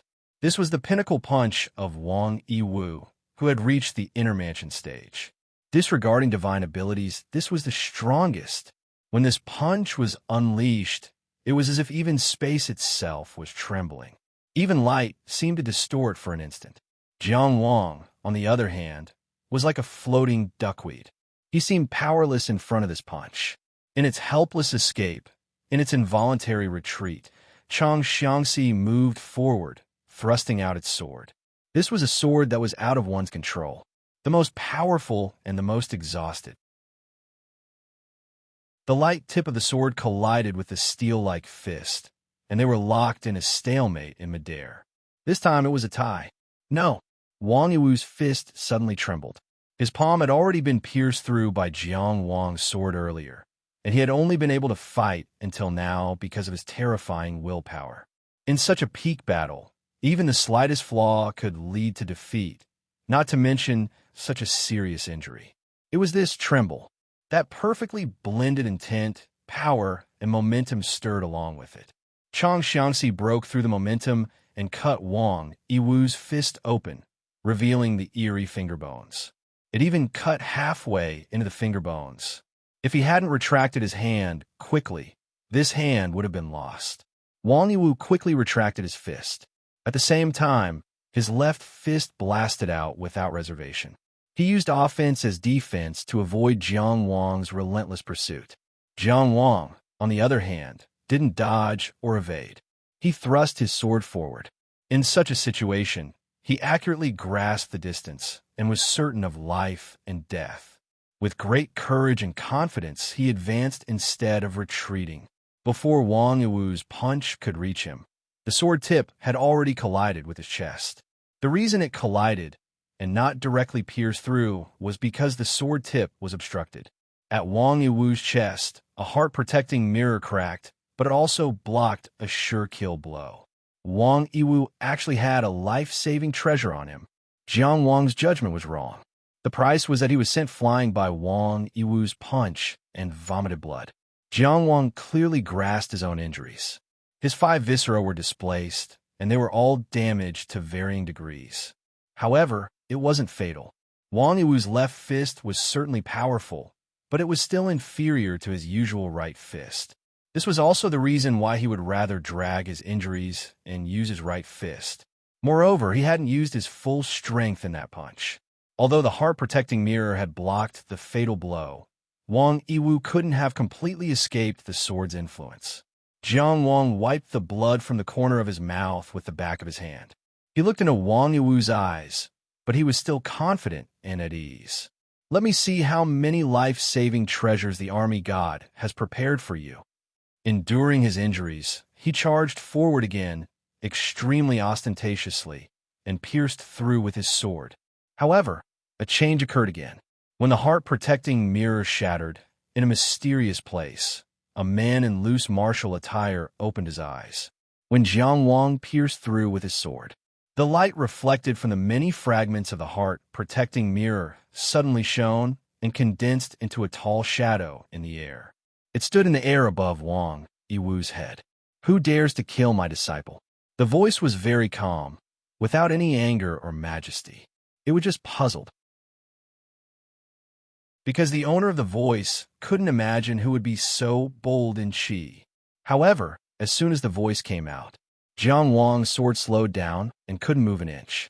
As soon as the tall shadow appeared, the word behead on Cheng Gung Sheng's body disappeared. The silent beheading token was directly broken. The whole Linzi was shocked. All the big families, masters, and officials were shocked. Who alarmed the Qi's army god, Jiang Mingxiu? That huge figure was a middle-aged man. His face couldn't be considered handsome, but it had a charm that time had bestowed upon him. His long hair was tied up, and he had a short beard. He condensed the shadow in a very short time, blocked all possible attacks, and then opened his eyes. His eyes were like the sky, giving people a feeling of endless vastness. He looked down from the sky and saw Jiang Wang. He frowned slightly, as if he didn't expect that the person who forced Wang Yiwu into a dead end was such a young man, who was only in the inner mansion realm. As powerful as he was, he naturally noticed Wang Yiwu's injury at the first moment. The fist that he had high hopes for had been cut open from the front, and the white bones could be seen. Even the finger bones were cut in half, and there was a clear sword wound on the back of the hand. The life-saving tiger talisman had been used. Wang Yiwu really almost died. Even a person like him couldn't help but feel angry. A mere inner mansion realm cultivator was like an ant to him. How dare he hurt his disciple like this? The tall shadow clenched his 5 fingers and clenched them into a fist. Therefore, the whole sky above Lindsay was filled with wind and clouds. Heaven and earth were about to change color because of the war god's anger. Jiang Wang only felt that he was infinitely small in front of such an existence. But he held his sword and looked directly at the tall shadow without wavering. Grand Marshal! At this moment, a fierce and furious voice sounded. It was Chongxian Chu Liang's voice. He had arrived at some point in time. Looking at the tall shadow, his face was filled with anger, and his eyes shot out a fierce light. I need an explanation. He roared at the war god of the Qi. Jiang Mengxiong's arrival in Linzi City had alarmed many powerful people. Of course, Chongxian Chuliang was one of them. The assassination of the Gateless Hell had happened not long ago. As the Qi's marquis, Ding Yuan, he was responsible for the war god's personal appearance in Linzi City. Therefore, he immediately rushed to the East Street. Then he found Cheng Gengsheng on the ground, half crippled.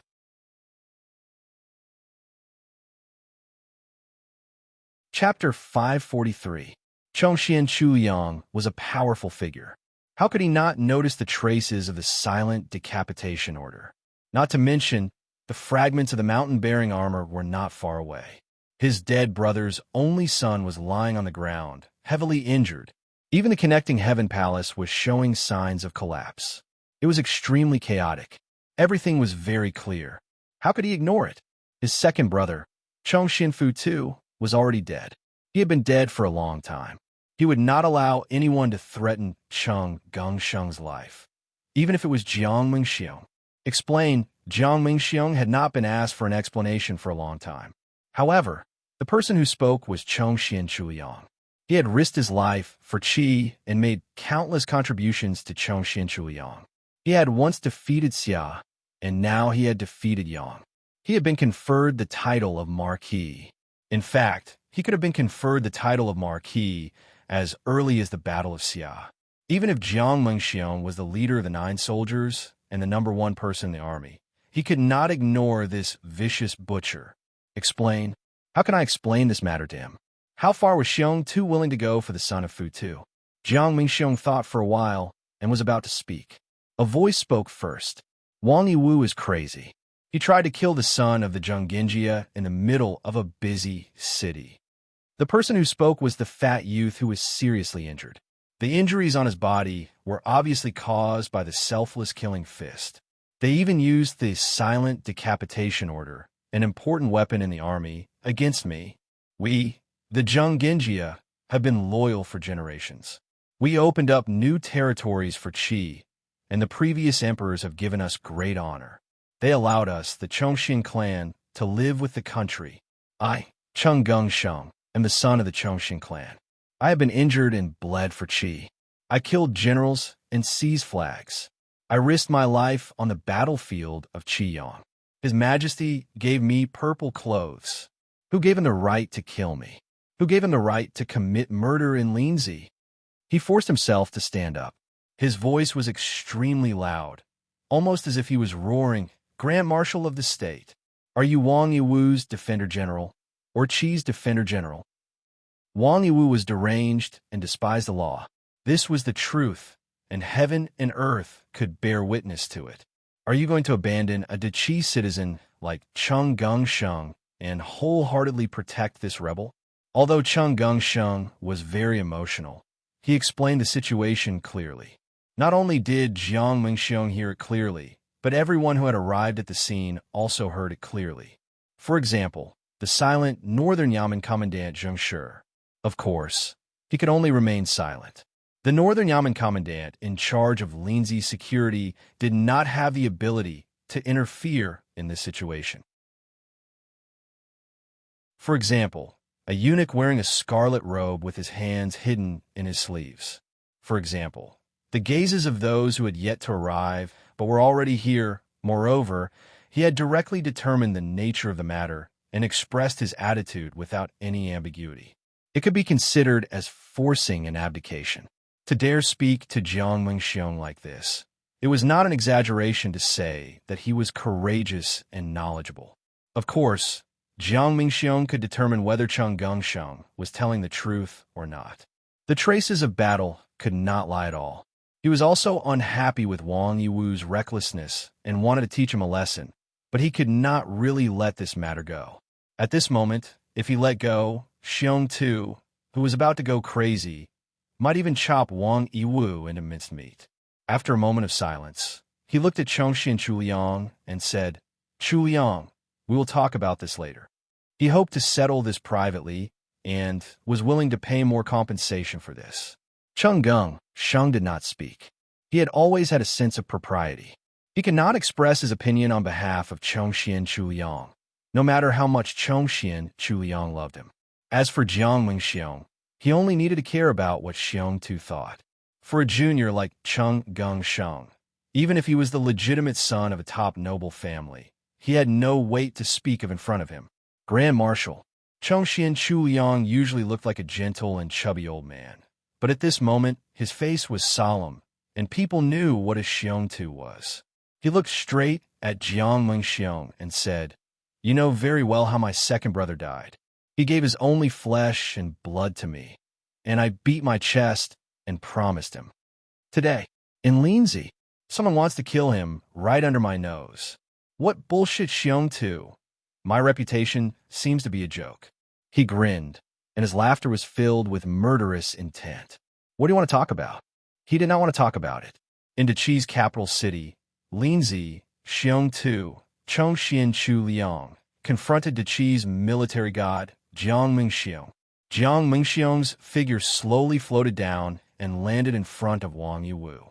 This was to prevent Chongxi and Chu Liang from going crazy, and also to make himself less arrogant to avoid further provocation.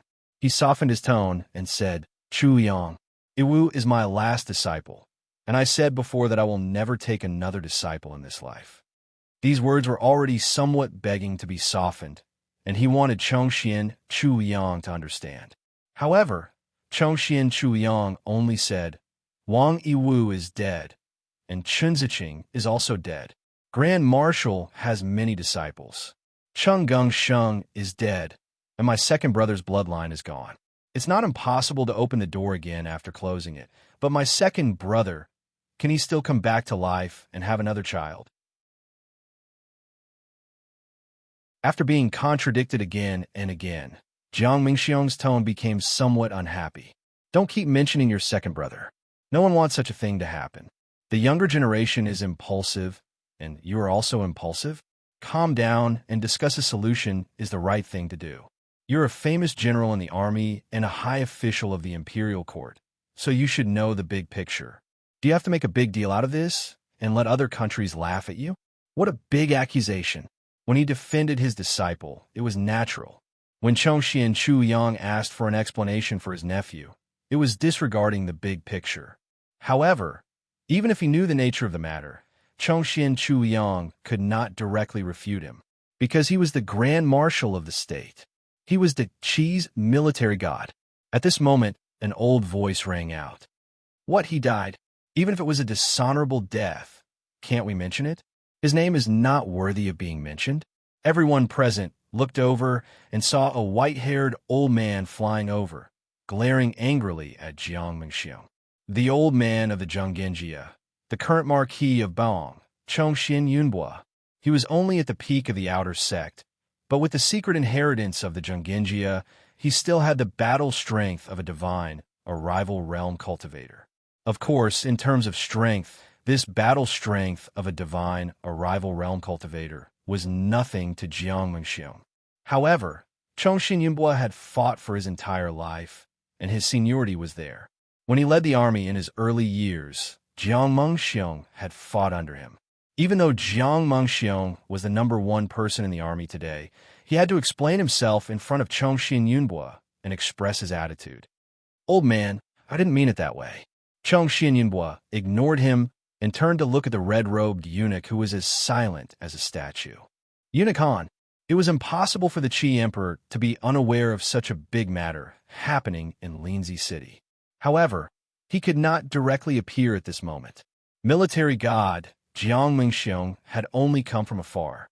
If the Qi Emperor personally appeared, wouldn't it be different? Therefore, the one who came was his eyes. This eunuch Han, represented the Qi Emperor to a certain extent. He indeed only brought a pair of eyes. From start to finish, he did not say a word or do anything. However, since Chongqing Yunbua took the initiative to speak to him, he could not pretend not to hear. He could only bow slightly to show his respect. Old Marquis, you are summoned by the Emperor's side and know his intentions. I'll have to trouble you to ask the Emperor for me. Shouldn't I, the hereditary Marquis of Baoang, be removed? Chongqing Yunbua's words were so shocking that everyone present felt their hearts skip a beat. The old man's hair and beard trembled in anger. Why don't I *King feel like a hereditary marquis? Someone dared to kill my grandson in Linzi. What's his background? Whose power is he relying on? What's he trying to do? This. The Grand Eunuch Han Ling of the Ceremony Directorate was momentarily at a loss for words. No matter what he said, there was a problem with his attitude, so he could only continue on like this. Jiang Mengxiong's head hurt more and more. Even if he was unparalleled in military strategy and could command troops like a god, he had nowhere to put his methods to use in this situation. In the face of Zhongshuan Chuliang, he could still try to suppress him, but in the face of Zhongshuan Yunbua, the senior in the army, he really couldn't do anything. Moreover, Chongqing Yunbua's words were simply heart-wrenching. The hereditary titles of these aristocratic families were promised to share the glory of the Qi Emperor after their ancestors sacrificed their lives for the country. After so many years of development, these aristocratic families had become the mainstays of the empire. Although there were daily disputes, daring to touch the hereditary titles was tantamount to challenging the fundamental interests of all the aristocratic families. Who would sit by and watch? To put it more seriously, it would shake the foundation of the Jiang family's rule. How could he not take these words seriously? How could he not show his attitude? After weighing the pros and cons in his heart, he turned to Zheng Shi and said, Commandant Zheng, control the surrounding environment first. Do not let unrelated people come close for the time being. Some of the following words were not suitable for too many people to hear. Unexpectedly, Zheng Shi remained motionless after he gave the order. Facing Jiang Mengxiong's puzzled gaze, he only said, Grand Marshal, I only take orders from the Emperor. Jiang Mengxiong was somewhat confused. What kind of conflict did I have with you? A mere commandant of the Northern Yamen was acting neither servile nor overbearing in front of me. Under these circumstances, not cooperating was a loss of face. Since when did the military god's face not count for anything? Xiong too was protective of his child and dared to talk back. You, the commandant of the Northern Yamen, also dared to talk back? But in reality, the position of commandant of the Northern Yamen was indeed only responsible to the Qi Emperor. Zheng Shi's words did not make sense. The military god could not even flare up at this moment. His thick brows furrowed, and he was about to give orders to the Imperial Guards. Han Ling did not stutter at this time, and hurriedly said to Zheng Shi, Thank you for your trouble, Commandant Zheng.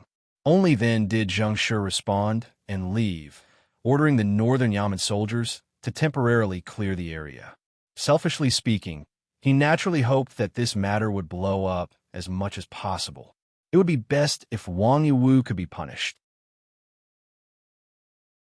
But since Han Ling spoke, it meant that the Qi Emperor did not wish for this matter to blow up.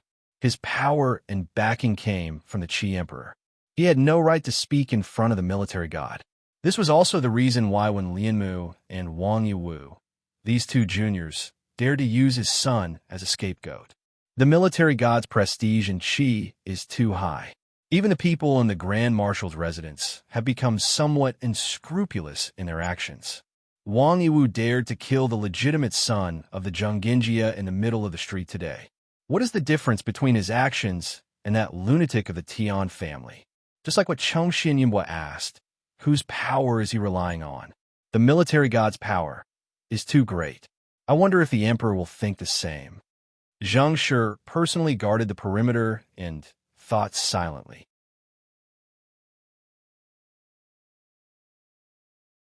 Chapter 544. Cheng Gengsheng became sensible at an early age, much earlier than many people. He was very mature when he was very young. He didn't cry when bullied. He tripped and got up on his own.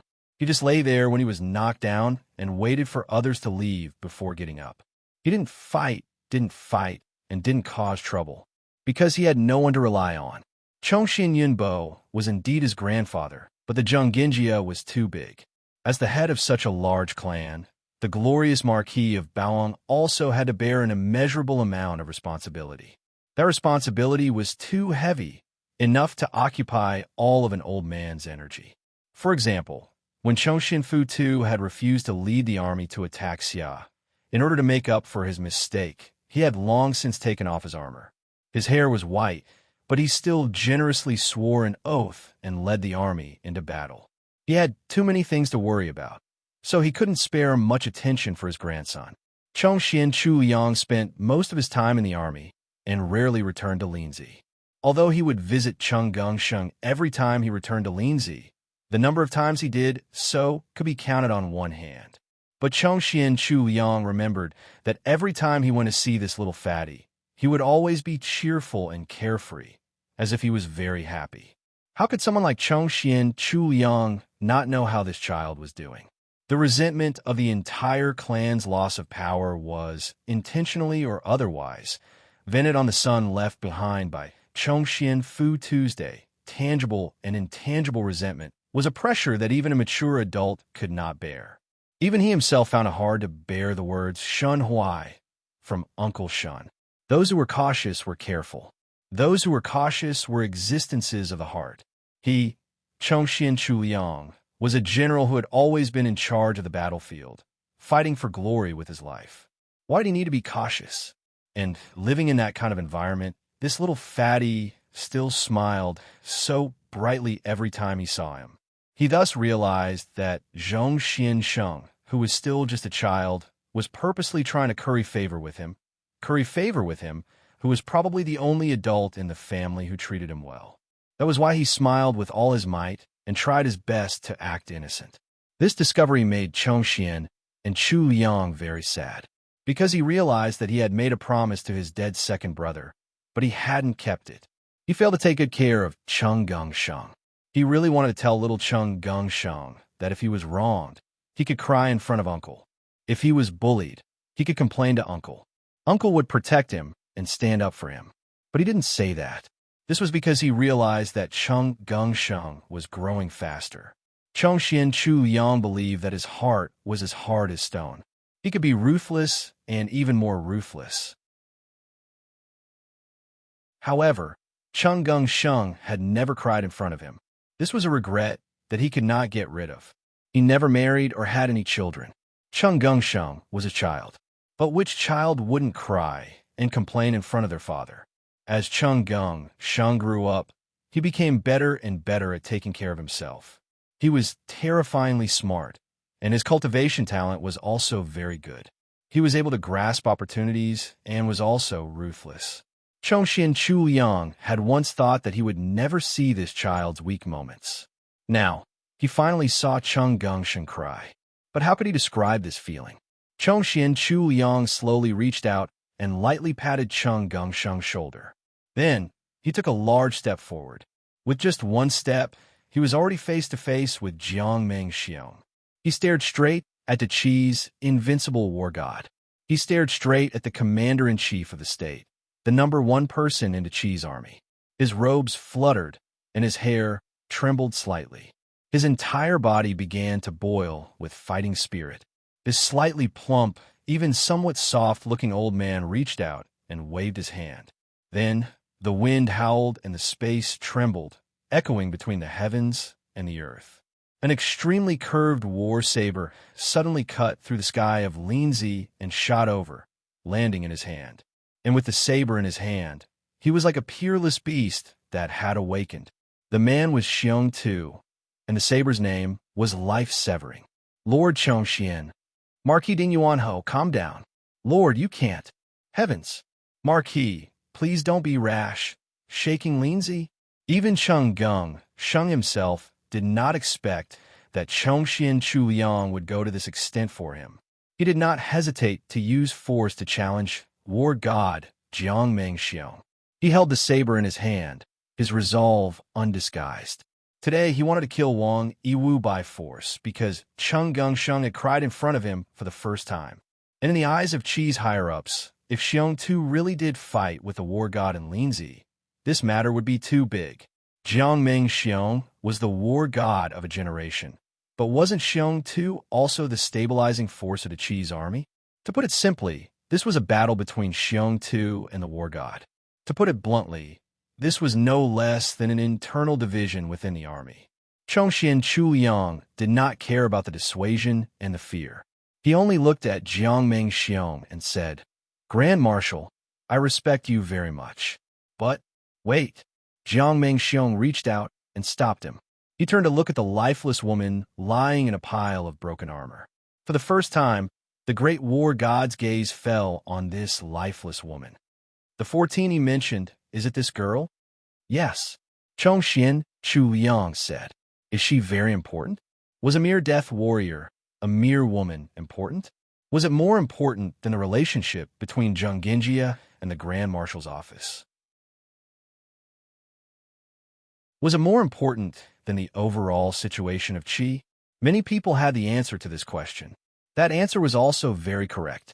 But everyone's correct answer was different. The reason why this world was regretful, the reason why this world was exciting. Chongxian Chuliang held the longevity cutter blade and did not waver. "She is very important to Sheng, and Sheng, is very important to me. So, she is very important." He was Marquis Ding Yuan of Qi, Xiong Tu, Chongxian Chuliang. If he said she was important, then she must be important. Even if she was not important, she was important. Looking at Chongxian Chuliang like this, Jiangming Xiong did not know why, but he remembered when this person in front of him first became famous. Chongxian Chuliang first became famous in the world on the battlefield of Qixia, and he went deep into enemy territory alone, swept through the enemy's rear, killed many people, and won the title of Xiong Tuesday. The first thing he did when he returned to Linzi was to plead for Chongxian Fu Tuesday. At that time, he was just as stubborn in the face of the might of the Qi Emperor. Dozens of years had passed. Why was Xiong Tu still not old? "I understand." Jiangming Xiong nodded. "She is not dead yet." Chongxian Chuliang did not say anything. Although he was sure that 14 was dead, Jiangming Xiong would not lie at this time. He was waiting for an answer. Jiangming Xiong did not make him wait too long. He continued, "When I arrived, I suppressed the passage between the two worlds. No soul can reach the ethereal realm." His tone was very normal. But the bystanders, like Zheng Shi, had already sucked in a breath of cold air. They even began to regret their previous confrontation. What made Zheng Shi secretly frightened was not Jiangming Xiong's terrifying power of suppressing the passage between the two worlds, but his ruthlessness. The war god was too ruthless. When he arrived, he suppressed the passage between the two worlds in advance. It was clear that he wanted to destroy the soul of the person who hurt his disciple. If the other person died, the soul would not be able to escape and would not have another chance in life. So unyielding, so callous.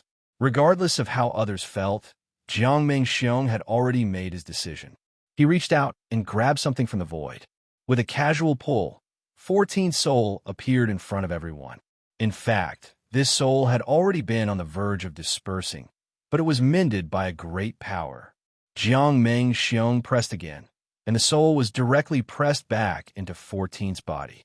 At the same time, he flicked his finger and a golden elixir was thrown into her mouth. After a while, 14, who was supposed to be dead, opened her eyes in a daze. When she opened her eyes, the first thing she did was to fumble for her sword. After a fruitless search, she seemed to remember that her sword had been shattered. She tried hard to get up and continue to fight, but halfway up, she was covered by soft fat. Cheng Gengsheng hugged her. Jiangming Xiong had no intention of watching their relationship. He only asked Chongxian Chuliang, "How is it now?" There was no longer any emotion in his voice. "Uncle, let's leave it at that. We young people will deal with our own problems," Cheng Gengsheng said at this time. Jiangming Xiong had shown enough mercy by saving 14 personally. If it was not for the sake of the overall situation of the Qi army, he might not have done so. The war god was never a good-tempered person. Chongxian Chu Liang had done enough. Cheng Gongsheng did not want his uncle to risk his life for him. Of course, his hatred for Wang Yiwu could not be erased, but he hoped to solve it himself in the future. So he said, "The young people will deal with their own problems." Chongxian Chu Liang put away his life-reaping knife. "The Grand Marshal has dealt with it fairly. I have no objections. The son of Buddha, too, is right. We should let the young people deal with their own problems." Jiang Mengxiong nodded. "Then this matter ends here." Chongxian Yunbo let out a sigh of relief. The safety of the family's heir was the family's bottom line. So he had to step up and not let it go. But at the same time, he was very clear about Jiang Mengxiong's strength and power. Although he did not hesitate to ask for a demotion to force the Qi Emperor to express his stance and appeared very tough. But this was already a sign of weakness. Why did he need the Qi Emperor to express his stance? Even if he used up all the power of the Zhonggenjia, could he really shake the Grand Marshal's office? He had an answer in his heart. The matter had come to an end, but Jiang Mengxiong once again looked at Jiang Wang. But he had no intention of attacking. Instead, he asked, "Young man, do you agree?" Jiang Wang gripped his sword, neither servile nor overbearing. "Of course it ends here." No. Jiang Mengxiong shook his head slightly. "I meant let the young people deal with their own problems. Do you agree?" In other words, this matter had ended here, but Wang Yiwu would definitely come back in the future. Jiang Wang said very cautiously, "Grand Marshal, can I speak the truth? There is no harm in speaking." "Then forgive me for speaking bluntly."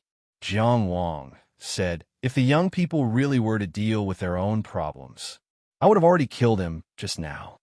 Many people broke out in a cold sweat for Jiang Wang. But Jiang Mengxiong laughed. Since he had decided to let him go, of course he would not go back on his words. He just grabbed Wang Yiwu and flew out of Linzi City. Yiwu was arrogant. It was not necessarily a bad thing to have such an opponent, he thought, but no one noticed. Perhaps some people noticed, but they did not say anything. This was the first time since Wang Yiwu had made a name for himself that no one cared about his attitude. The show ended, and the clamor dispersed. After Jiang Mengxiong left, Chongxian Chu Yang and Chongxian Yunbo also left together. Cheng Gongsheng insisted on leaving by himself and refused to take a carriage. Having just experienced life and death, Chongxian Chu Yang could only let him be. As for his injuries, they were not important. As long as he could keep his life, even the most serious injuries could be healed. Cheng Gongjia did not lack money, nor did he lack medicine. So he and Shi 14 supported each other and walked in the direction of the Shashan villa. Jiang Wang walked beside them. Shi 14 was not used to not wearing armor. His eyes were practically glued to his shoes. But Cheng Gongsheng's injuries were not light, and because of the army god's golden pill, Shi 14's condition was not bad. So although they were supporting each other, in reality, most of Cheng Gongsheng's weight was on Shi 14's thin shoulders. No matter what other people thought, they were used to it. They walked very slowly. Jiang Wang could only slow down as well. "I want Linzi to remember this day forever," Cheng Gongsheng said. "Remember what Wang Yiwu did and how the army god protected him." He wanted everyone to know about this matter. So he dragged his heavily injured body and swaggered through the streets. Xiong Tu and the army god made such a big fuss that almost all of Linzi was alarmed. Although not many people showed up, their gazes more or less fell on this side. Ending like this was an acceptable choice for everyone. But all kinds of gazes gathered on Jiang Wang. This handsome youth could be called Linzi's most dazzling genius. Even the entire Qi division, the entire Eastern domain. He, who had defeated Wang Yiwu in a head-on battle, naturally took the first place in history. And would he, who had obtained the theurgy, still be the first in the inner palace? Would he cut through the sky for a short time, or would he hang in the sky forever? That person probably doesn't care. The people of Linzi will probably only remember that you were beaten up badly by Wang Yiwu. Jiang Wang said. Cheng Gongsheng said angrily, I'm heavily injured. Sure 14 also raised his head and glared at him. Okay. Jiang Wang could only surrender. You're right. Lindsay will definitely remember this day. Chung Gung Sheng leaned on Sure 14 and walked forward slowly, but his tone was different. Jiang Wang, remember this day. This is the day your name will spread across the world. You will be remembered by everyone. In the glorious era of the Milky Way, you will also be the most dazzling star. Believe me, you will be the center of attention. You will become the pride of Qi division. He sighed with emotion and admiration. Inviting you to the state of Qi was the best decision I've ever made. You've already made me very proud. Do you know that? You sent dozens of flying crane letters a day to trick me into losing my merit to you. This is also one of the best decisions you have made. Jiang Wang spared no effort to ruin the atmosphere. The best decisions include not dueling with you after you reach the great soaring dragon stage, so that you will never be able to earn back the merit you lost. Chung Gung Sheng said happily. He was not ashamed, but proud. Of course I will remember this day, Jiang Wang finally said. He looked at the sky in the west. The sun was setting, and the sky was like an orange in its final glory. But there was only a cloud floating there alone. Although the sky was vast, the clouds had no place to stay. Today was year 3918 of the Taoist calendar, 13th of October. Today was Jiang Ainan's birthday, but the brother and sister were at different ends of the world. End of volume, 2 chapters in one, so there was no update at night. Tomorrow I will write the summary.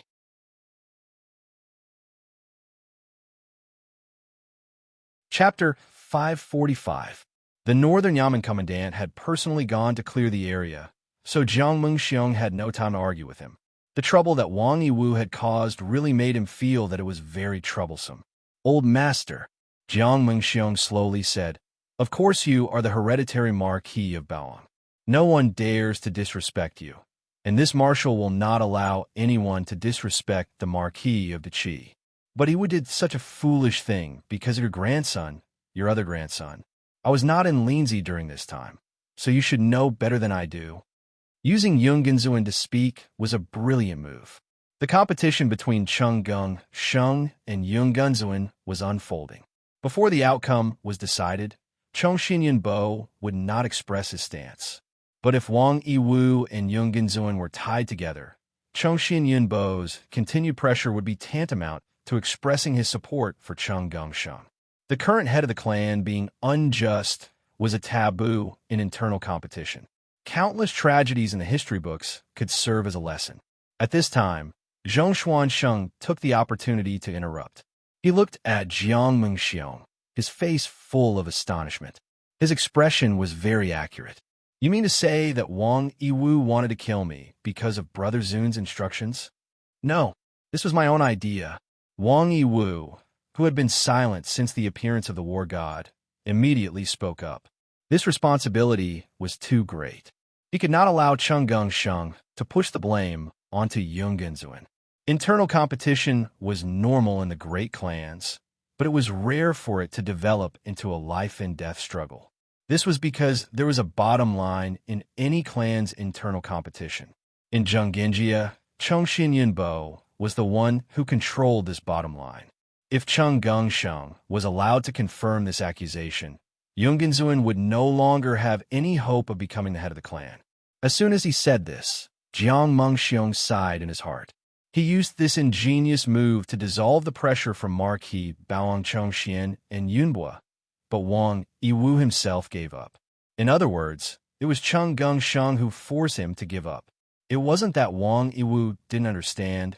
It wasn't that he didn't understand, but he would rather shoulder it himself. As the god of war, he could not understand such a failed choice. But as a master, he understood his disciple. Your own idea? There was no reason for Chung Gung Sheng not to pursue the matter. He angrily asked, what enmity do we have for you to hate me so much? Wang Yiwu fell silent again. He understood very well. He was no match for Chung Gung Sheng when it came to bickering.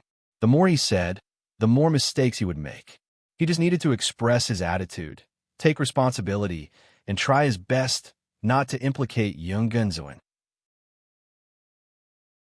Although he had committed a crime in the city this time, no matter what, people would link it to Zhong Xianzun.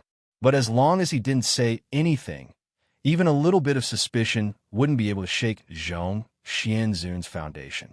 Moreover, this matter had nothing to do with Yung Ginzun. It was indeed his own decision. Yung Ginzun was still in Jixia Academy. If news could really spread, the situation wouldn't have turned out this way. Jiang Mingxiong spoke at this moment. Fortunately, the worst outcome didn't happen. The son of Buddha's injuries aren't too serious. He will recover after some treatment. I'll get the marshal's residence to send some spirit herbs over. Cheng Gongxing used his left hand to lift his crippled right hand and then let it fall limply. This action was sad and weak. He used his actions to respond to Jiang Mengxiong's words. This is called not too serious? Marshal. Cheng Gongxing pointed at Jiang Wang again. If the man from Qingyang town hadn't seen the situation and risked his life to save me, I wouldn't have been injured. I don't need to continue discussing the severity of my injuries. Ever since Jiang Mingxiong appeared, Jiang Wang had been holding his sword and hovering motionlessly. He had been locked onto by Jiang Mingxiong's aura, and he felt like he was falling into an endless abyss.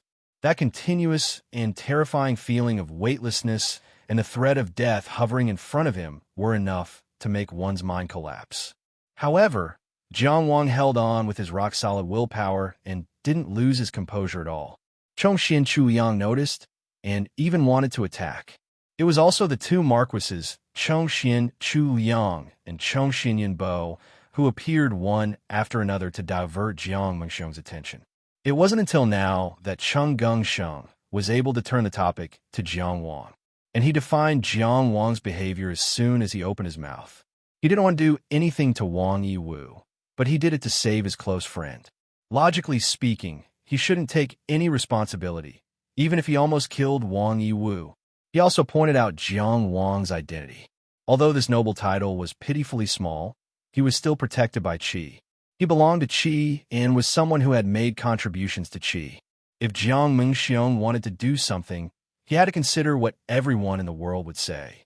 Jiang Mingxiong didn't say anything about it, but the terrifying pressure Jiang Wang faced disappeared.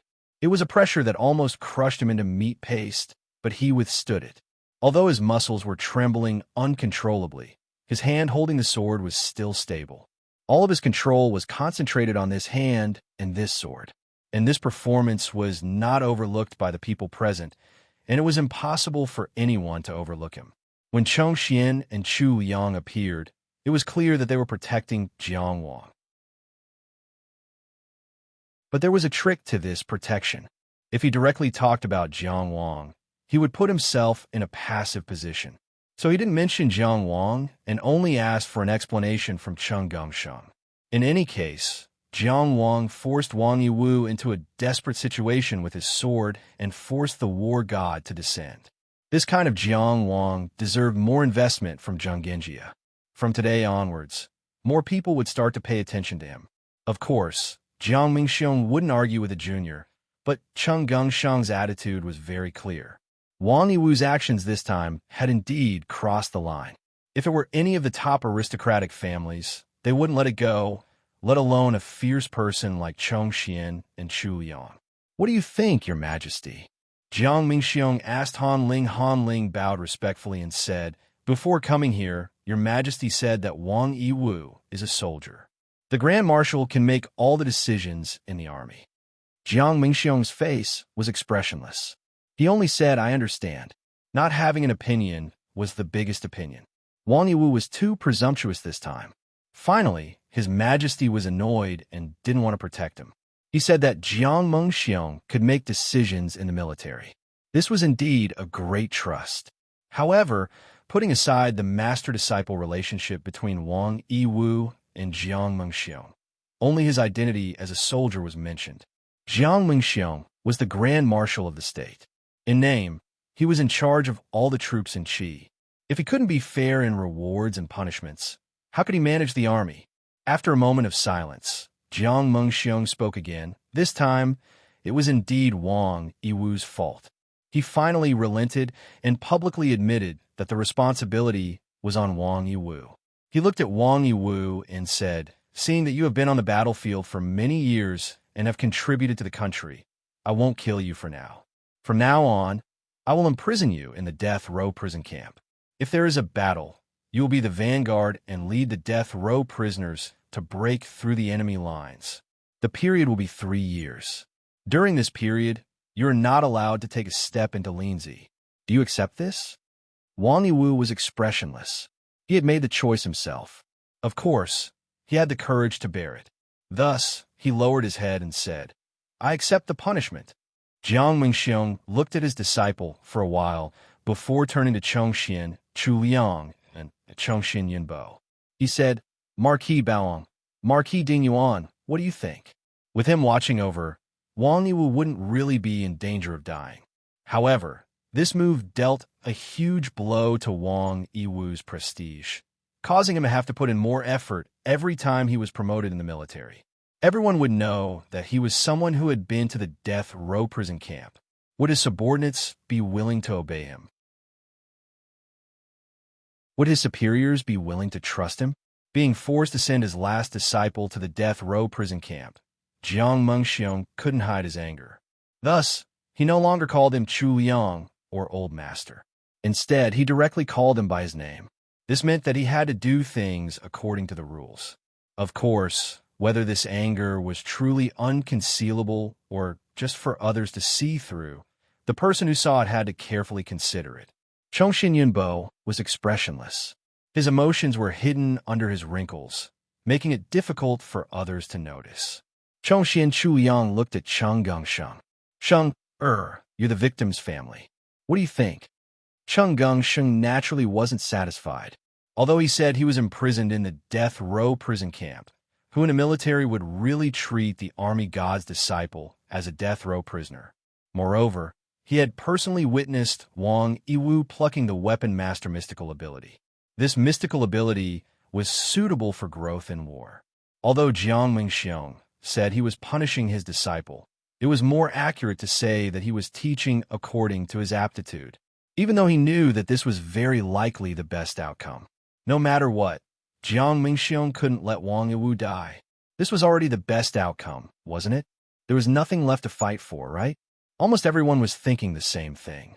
In all these years, no one had ever asked the army god to give way. Today, the Zhenggenjia had already displayed the strength of a top-notch family with 2 marquises. Jiang Mingxiong had also given them enough face. Cheng Gengsheng was a smart person. He would only take advantage of the situation to obtain sufficient benefits. He knew when to advance and when to retreat. Many people in Linzi were paying attention to the competition between Cheng Gengsheng and Yunganzuan. Many people in Linzi understood Cheng Gengsheng. Therefore, they all felt that this was the final outcome. This was the best outcome that the Zhenggenjia could fight for. This wasn't shameful. Instead, it was shocking, because he was facing the army god of a generation, the Qi's one and only national marshal, Jiang Mingxiong. However, who really understood Cheng Gengsheng? They understood this young man who gambled too much. They understood this fatty who wouldn't wake up early without benefits. Jiang Wang pursed his lips and held his sword.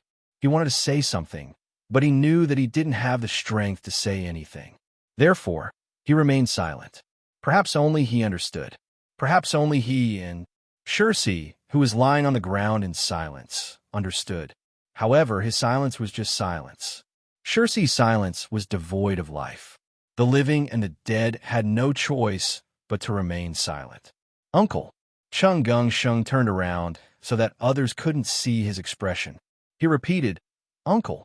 His biological father, Chongxian Fu too, died early. Since he was young, Chongxian Chu Liang had been his support. This kind of relationship was something that even his grandfather, Chongxian Yinbo, couldn't compare to. Only in front of Zhongshuan Chu Liang would he be able to reveal his weakness. His voice became very low. It was a kind of depression that couldn't bear the burden and was exhausted. He killed Shirsi.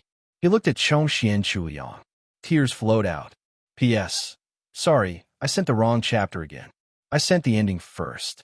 This chapter is the second to last chapter. I will change the order later.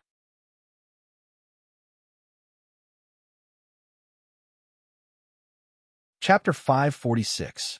Cloud City towered over the snow-embracing mountains.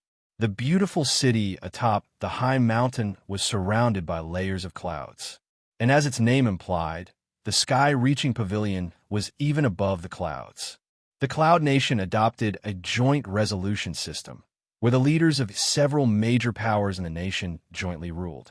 The daily extraordinary power came from the worship system that was heavily nurtured. As the extraordinary power behind the Cloud Nation, the sky-reaching pavilion was very mysterious. It rarely interfered with the specific affairs of the Cloud Nation, and it also didn't widely accept disciples like other sections.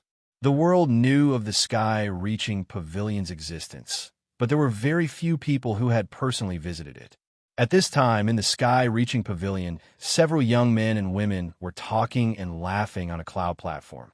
The little girl, who looked like she was carved out of jade, was running through the long cloud corridor with her short legs. "Hey, ain't it?" A female cultivator with a gentle temperament shouted. "Are you running errands for the sect master again?" "Hey," Jiang Anan answered without thinking and continued to run. "Don't worry." Another round-faced female cultivator, who was clearly lively, swayed in front of her and took her hand. Come, come, come. Sit with your brothers and sisters for a while. There's good food." "Hey." Jiang Anan was very helpless. "I'm very busy." Forced by helplessness to be led a few steps, she asked, "What's good?" The several young men and women on the cloud platform laughed. A male cultivator dressed in white introduced 3 fragrant plum blossoms, 7 colored lotus seeds, 8 treasure red cloud cakes, and roasted snow cranes. The more Jiang Anan listened, the brighter her eyes became. When she heard the last item, she opened her small mouth in surprise. "You guys roasted Uncle Ye's snow cranes?" The female cultivator holding her hand reminded her not to be so loud. "He raises so many. He won't find out if a few are missing. You have to keep this a secret for your brothers and sisters." "Hey," Jiang Anan sighed again. "Snow cranes are very cute, but they're also very delicious." The white-clothed male cultivator tore off a fragrant snow crane wing and handed it over to Jiang Anan. "Try it? I didn't roast this." Jiang Anan was very cautious. "You're so mischievous." The white-clothed male cultivator rolled his eyes. "You want to roast it, but you have to be able to catch it. Don't worry and eat." He patted his chest. "Your big brother, Mo Liang, will bear the responsibility." Only then did Jiang Anan receive the snow crane wing. "Big sister Qing Yu said that I will be able to open my meridians after a period of time. In the future, I will be able to ugh." As she spoke, she couldn't help but take a bite. Then he took another bite, and then another mouthful. "Is it tasty?" The round-faced female cultivator beside her asked with a smile. Jiang Anan pouted and nodded. "Come." The female cultivator with a gentle temperament moved to the side and patted the bench. "Sit here and eat slowly." Everyone gave up their seats in the middle and let in sit down like stars surrounding the moon. "How come I haven't heard you mention your brother recently?" The female cultivator with a gentle temperament asked with a smile. Jiang Anan stopped smacking her lips and said in a disappointed tone, "Brother is very busy, haha." Mo Liang purposely teased her. "Does your brother not want you anymore?" "Your brother doesn't want you." Everyone laughed. "Why are you so fierce to me?" Mo Liang pretended to be wronged. "Have you forgotten who helped you celebrate your birthday? It's big sister Qingyu. I also have a share. Okay? Cough, we all have a share." The round-faced female cultivator interrupted. Jiang Anan took a bite of the snow crane wing and didn't say anything. Mo Liang teased her again. "Then why didn't he come to your birthday?" "He's very busy." Jiang Anan snorted. "My brother wrote me a letter. He said he misses me very much." "Who doesn't know how to write a letter?" "If he really misses you, why hasn't he come to see you for so long?" "From what I see, he might have already forgotten about you and is happy on his own." Jiang Anan pouted and put the half-eaten snow crane wing on the roasting tray. She jumped off the bench and walked outside without saying anything. "Hey, the round-faced female cultivator called out a few times, but failed. She couldn't forcefully pull the little girl back, so she turned to glare at Emollient. Do you know how to talk? You. The female cultivator with a gentle temperament said angrily, You have a bad mouth. You can even argue with a child. I'm wrong. I'm wrong. Emollient clasped his hands and begged for mercy. I was just teasing her. Later I'll buy some good food to coax her. Children are very easy to coax. The round-faced female cultivator still wanted to say something, but suddenly lowered her head. Senior sister, young pavilion master. All the cultivators on the cloud platform stood up to greet her. An elegant and beautiful woman flew over from the sea of clouds and landed in front of everyone. What's wrong? I saw, and in walking away unhappily from afar. Senior sister, you've returned from Chiyin Mountain? How was your harvest? Emollient smiled and wanted to change the topic, but when he met Yi Qingyu's indifferent gaze, he could only hurriedly explain. I just tease her a bit. How? I said her brother doesn't want her anymore. Emollient's voice became lower and lower. If you say that, the little girl will definitely cry secretly. Is there something wrong with your head, Emollient? Yi Qingyu was instantly furious. Last week when you were fighting, he smashed your head, right? Yi Qingyu's angry appearance was very inconsistent with her temperament, but these fellow disciples of Lingxiao Pavilion were clearly used to it, so no one was surprised. AI. Emollient's face was sad. I just wanted to make a joke and tease the child. Can you make any kind of joke? Do you think you're very humorous? Yi Qingyu glared at him fiercely. You're not allowed to appear in front of an in the future. Don't, senior sister. Emollient said bitterly. And it is so cute. We all like her very much. Then watch your mouth. Watch it. Definitely watch it. Seeing that Yi Qingyu's attitude had changed, Emollient immediately followed up shamelessly. I'm just jealous. We think of ways to curry favor with her every day, but she's not close to anyone. All she knows is how her brother is. Hey, what's her brother like? Amazing. The square-faced male cultivator who had been sitting on the side and hadn't spoken much all this time praised in his heart. Who said Emollient was stupid? How beautiful was this move of building one path in the open while hiding another in the dark. The fellow disciples had long been secretly speculating about the relationship between the pavilion master's only daughter and Jiang and In's brother, but no one dared to ask directly. Only Emollient. This turn of events was really roundabout. Yi Qingyu was too lazy to argue with him anymore. She waved her hand and was about to leave this cloud platform. Isn't there a caravan coming back from the offshore islands recently with marine goods? Why don't you wait for them to come back and ask around yourself? Emollient scratched his head. She is so big. Who knows who is who? Yi Qingyu only paused for a moment and said meaningfully, when an awl is in a pocket, its tip will be immediately seen. Her footsteps didn't stop and soon disappeared from sight. What's the tip? Emollient looked around. It was still the gentle female cultivator who explained, when an awl is in a pocket, the tip of the awl will be revealed. Talented people won't be buried for long. Who won't be buried? Emollient was still confused. Why did she suddenly say this? Everyone was silent. Only the round-faced cultivator looked at him sympathetically. Forget it, Emollient. You and senior sister are really not suitable for each other. The square-faced male cultivator also sighed in his heart. As expected, he overestimated Emollient's brain. He was just casually asking before, and it was a lucky hit. Lindsay, Mount Xia Villa. Are you really in a hurry to go back? Cheng Gung Sheng asked. Jiang Wang nodded. Your injuries are almost healed. Yung Genzuan is still in Jixia Academy, and Wang Yiwu can't return to Lindsay now. It's time for me to go back and take a look. Cheng Gung Sheng thought for a moment and said carefully, although I have the upper hand now, the situation is still uncertain as long as Yung Genzuan is not out.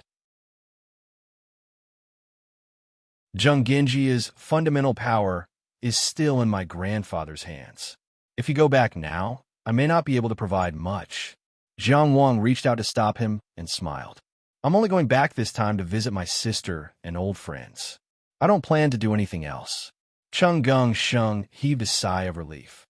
However, Jiang Wang said, before I go back, I still have something to do in Linzi.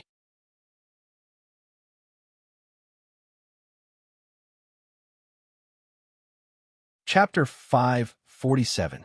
What do you want to do? Chung Gung Sheng asked. 14, who had just walked in, also looked over curiously. 14 had put on her full body armor again, hiding her delicate and cute body in the steel. The mountain-carrying armor that had been tortured could no longer be repaired. Of course, this new armor was not as reliable as the mountain-carrying armor, but Chung Gung Sheng had hired a blacksmith to make it for him. Compared to the mountain-carrying armor, it was smaller. 14 had always made the mountain-carrying armor very tall, perhaps out of consideration for its deterrence. Jiang Wang looked at Chung Gung Sheng with a questioning gaze. 14 was actually a cute girl. Since Lin Zi already knew her true appearance, there was no need for her to cover herself so tightly. Chung Gung Sheng made a helpless expression. It seemed that 14 was unwilling. Over the long period of time, the steel armor had given her and Chung Gung Sheng a lot of security. It was not easy to completely take off the armor. Help me challenge Lei Zhanqian, Jiang Wang said casually. He and Lei Zhanqian had a grudge against each other, and from the looks of it, Lei Zhanqian did not intend to let go of the grudge. Especially during this period of time, Jiang Wang defeated Wang Yiwu and became famous among the nobles of Qi. The fact that he won first place in the secret realm of the Seven Stars Tower was naturally a hot topic, and the people of the Lei family expressed their attitude intentionally or unintentionally. It was nothing more than repeating the old words, saying that Jiang Wang's methods were not clean and so on. They obviously wanted to elevate themselves by stepping on Jiang Wang. But in the end, they still cared about the reputation of the Lei family, so they did not directly challenge Jiang Wang, who had just entered the inner house. Lei Zhanqian was embarrassed, but Jiang Wang was a small realm lower than him, so he did not have such concerns. It was better to squash enmity than to keep it alive. But since it was already settled, then it should be settled. Someone like Lei Zhanqian, who was talented and had the backing of the Lei family in Jiang Wuqi, would soar into the sky sooner or later. And what Jiang Wang wanted to do was to make him unable to soar too high, to make him unable to soar into the sky, to destroy his confidence of dominating the universe. Didn't he say that the trip to the secret realm of the Seven Stars Pavilion was purely because Jiang Wang took advantage of him and played a trick? Then he would publicly challenge him to a duel in front of everyone and make him swallow his words. With Chung Gung Sheng's wisdom, he naturally understood Jiang Wang's thoughts, and he also approved of this way of handling things. But he still reminded her, "You weren't this flamboyant before." This kind of public duel attracted far more attention than the previous duel between Jiang Wang and Wang Yiwu within the scope of the silent decapitation order. In that duel, there was no audience except for Chung Gung Sheng. And after that, Xiong too stood up to the pressure of the Qi's military god, but he only attracted the attention of the top figures in Linzi. Most of the attention was blocked by the Baya government. Even if there was an intense tide of public opinion, it only surged in the dark. However, this battle was different. A public duel meant that this duel would be exposed to everyone's eyes, and anyone could come and watch. If the two sides did not have strong confidence, they would not agree to such a thing. On one side was Lei Zhanqian, who had already attained the inner mansion, obtained the Lei Shi theurgy, and was promised to be the Tianjiao of the Lei family. On the other side was Jiang Wang, who was said to have defeated Wang Yiwu, leaped from the position of the world's first soaring dragon to the inner mansion, and obtained the theurgy in his first mansion. Chung Gung Sheng could completely imagine how much heated discussion this duel would cause. Jiang Wang only smiled. Those are tough words made when you're not strong enough. Now that you're strong enough, you should fulfill them. At the Seven Stars Valley, Lei Zhanqian had said that he, a mere soaring dragon, had taken advantage of the Zhenggenjia's underhanded methods. His response at that time was that if he was in the inner mansion realm, Lei Zhanqian would not be able to escape. How could Jiang Wang not do what he said? Of course, It was also to rebuild Chung Gungsheng's reputation before he left. There was no need to say these thoughts out loud. Okay, Chung Gungsheng did not ask Jiang Wang why he was so confident. He only agreed. But the duel will have to be postponed for 2 days. What's wrong? Jiang Wang asked. Chung Gungsheng proudly calculated. I'll buy a practice field in the next 2 days, decorate it a little, and surround it with a wall. The duel location will be set there. When the time comes, I'll collect the number plate money and enter with the number plate. I'll charge 10 Dao origin stones per person. This will be the world's first public duel after the world's first soaring dragon ascended to the inner mansion. I'll also publicize how badly Wang Yiwu was beaten by you. The people of Linzi will definitely want to see it. Jiang Wang, he really only cared about money. Jiang Wang's face was full of disdain. His right hand, however, opened up very honestly and made a 5 sign. They had to split the profits 50-50, right? Chung Gungsheng laughed. No problem. The location of the duel was finally set at the Wudi martial arts practice field. Look at this name. According to Chung Gungsheng, this name was taken from his and Jiang Wang's pseudonyms in the great illusionary realm. It represented the joint work of 2 close friends and also represented their great dream. Although it was called a practice field, it was actually an open-air practice field. There were many cultivators in a place like Linzi, but they could not start fighting whenever there was a conflict. Baya was not to be trifled with. Therefore, the practice field was everywhere and was not worth much. Chung Gungsheng used his connections to buy it and worked overnight to add a wall outside. Then, he had the nerve to openly call it a practice field. Such a big practice field, such a spacious place. Bathing in the warm sunlight, enjoying the wonderful transcendent battles, and the wind blowing freely through the alleys. It's not too much to charge him 10 Dao origin stones per seat, right? Chung Gungsheng stood on the practice field and waved his hand. He was full of vigor, as if he were a monarch inspecting his kingdom. The practice field itself was very ordinary, and the spectator seats were all in the area surrounded by Chung Gungsheng's walls. The so-called seats were just wooden stools. There was not even a place to put tea, let alone cushions. Moreover, this practice field was very close to Yuli Lane, less than 5 miles away. It was easy to imagine its original price. Charging 10 Dao origin stones per person for such a shabby place. Was it not too much? Jiang Wang was about to scold this shameless person, but then he thought that he might be able to get half of the profits. Everything suddenly became clear. The upright young man with the surname Jiang pondered and nodded. Yes, it's not too much. Unfortunately, Jiang Wang's skin was not thick enough. After a while, he said, "But I'm afraid that people will gossip if you don't eat well." Chung Gungsheng smiled and said meaningfully, "People always have shortcomings." The more he thought about it, the more interesting it became. But to Jiang Wang, it was enough to know that Chung Gungsheng had his own considerations. This fatty would never be at a disadvantage. He curled his lips. After all this time, you only invested so little. Just a few broken bricks and a few wooden stools, and you still want to split it 50-50 with me. I'm going to fight to the death. Why do I feel like I'm losing out the more I think about it? Brother Jiang Wang, there's no point in thinking like that. Chung Gungsheng criticized with a straight face. It's very vulgar. Naturally, Chung Gungsheng took care of finding people to prepare the letter of challenge and send it to the Lei clan. Jiang Wang only made one request, which was to make it sound more imposing. His original intention was to be impassioned and full of vigor, to create an atmosphere similar to that of heroes cherishing each other and fighting at the peak of Linzi.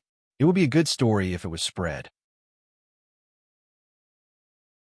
But what he did not know was that the letter of challenge would become, Lei, I heard that you were not convinced by the 7 Stars Tower's secret realm. You're jumping up and down to cover up your shame. Come. On the 24th of October, Linzi Invincible Martial Arts Practice Hall. Whoever doesn't come is a bastard. This time, I'll beat you until you admit it, until you're convinced. Good fellow. It was said that after Lei Zhanxian saw the letter of challenge, he was so angry that black smoke came out of his head. He rushed from the Lei clan to Linzi overnight. and the 24th of October came as scheduled.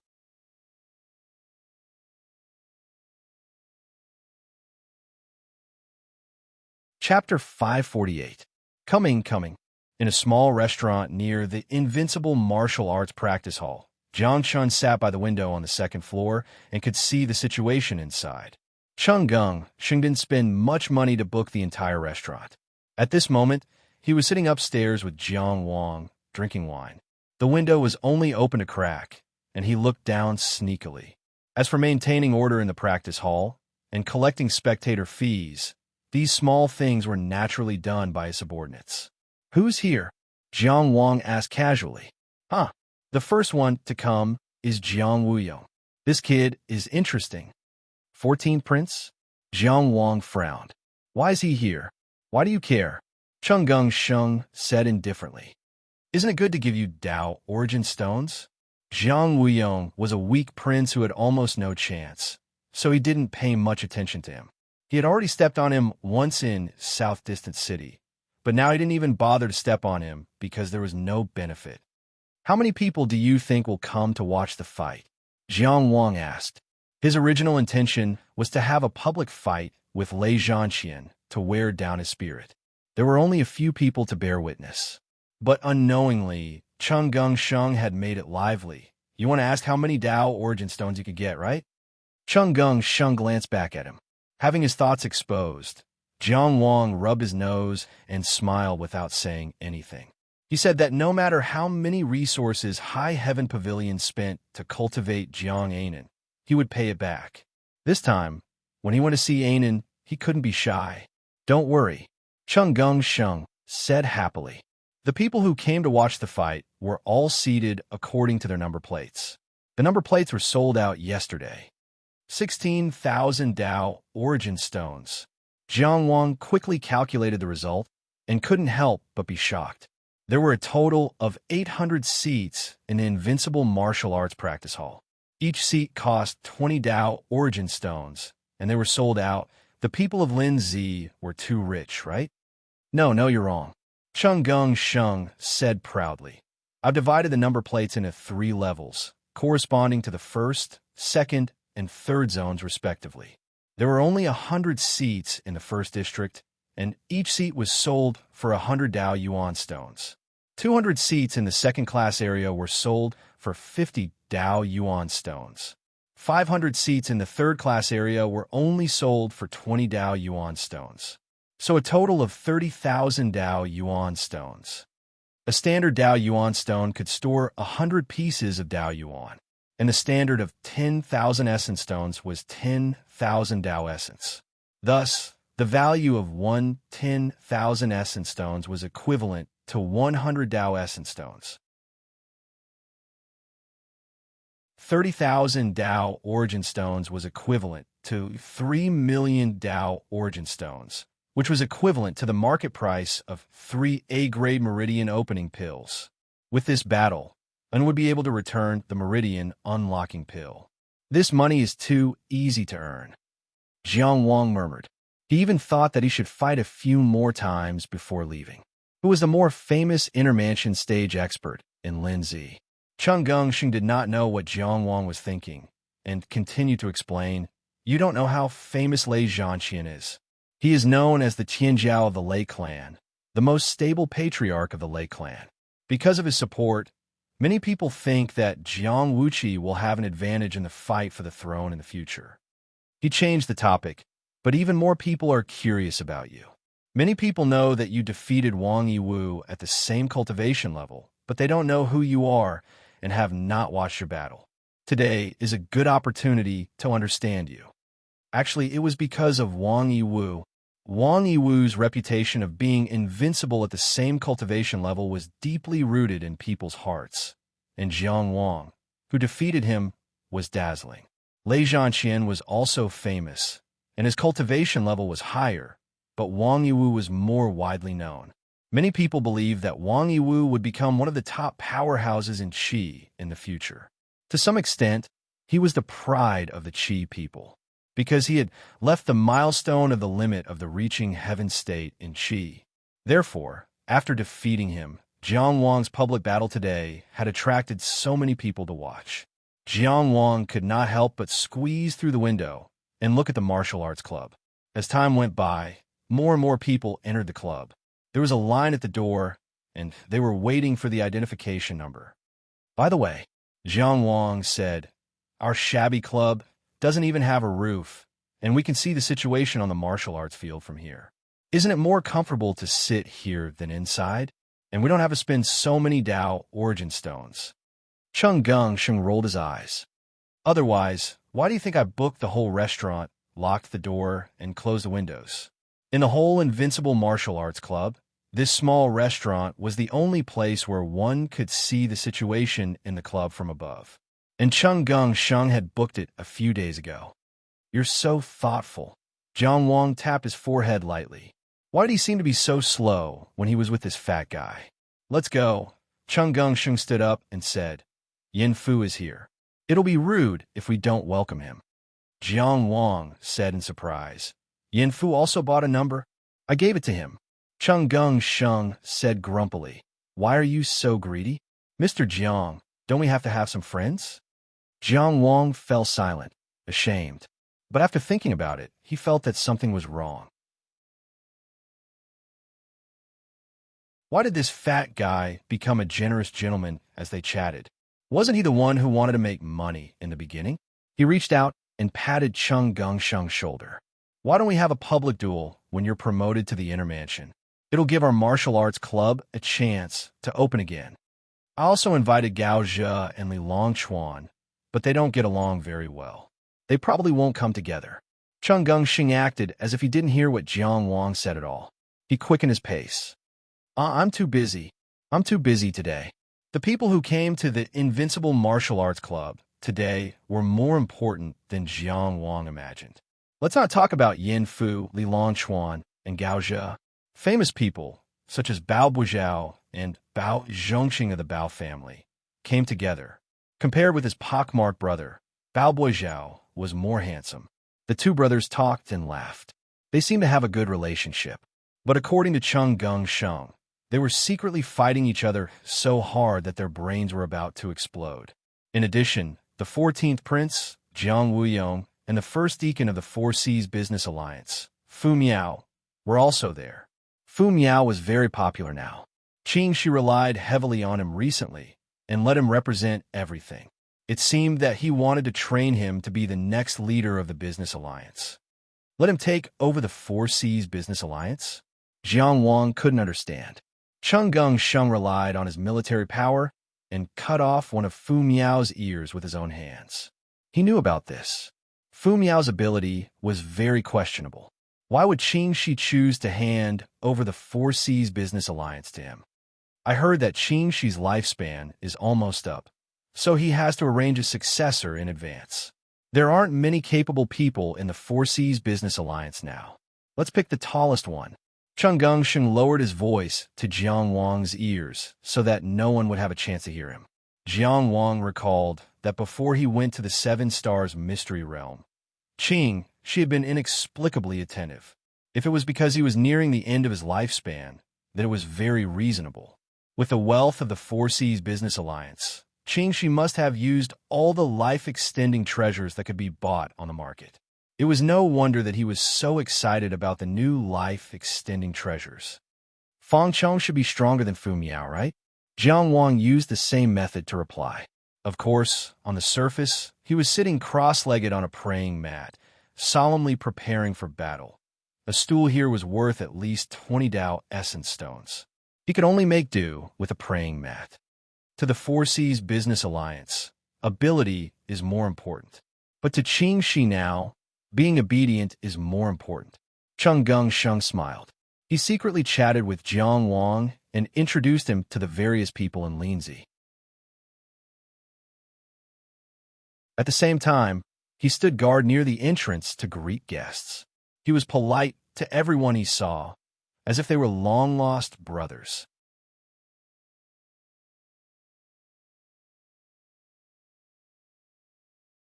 Chapter 549. After a while, the palace master of the heart-nurturing palace has arrived. The palace master of the heart-nurturing palace was the ninth prince, Jiang Wuxia. Everyone in the Wudi martial arts practice hall stood up. Only now did Jiang Wang realize that he seemed to have underestimated the prince with a feminine temperament. Perhaps it was because of Li Fengyao's harsh words and Jiang Wang's shamelessness in front of others that Jiang Wang did not have a deep understanding of his position in Qi. One had to know that even Yin Fu stood up. Although it was only a form of etiquette, not every prince was worthy of their salute. This prince had the potential to ascend to the royal court. In the crowd, Jiang Wuyong's face was a little gloomy. He was the first to arrive today, so he wanted to get a good seat. He knew that there would be many spectators today, so a good seat was a reflection of his status.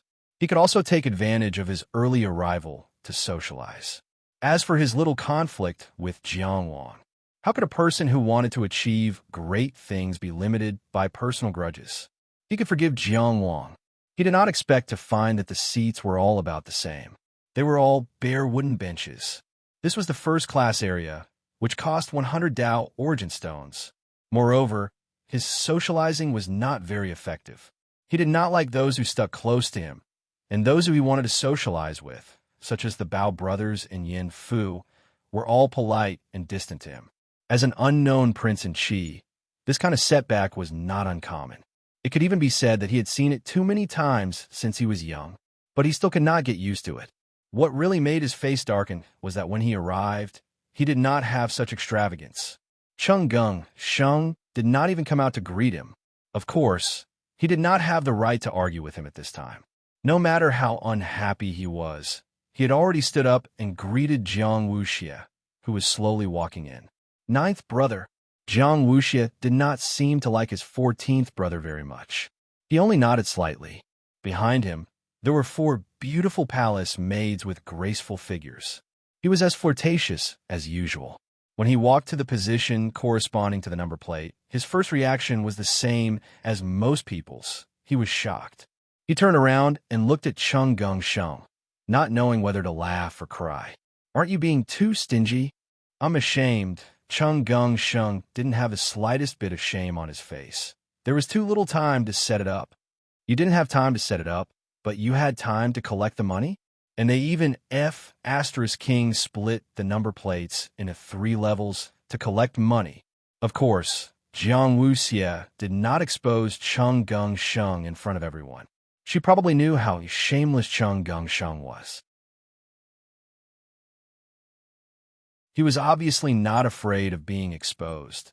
The ninth prince, who could be shameless in front of a beauty, did not feel like he had found a soulmate.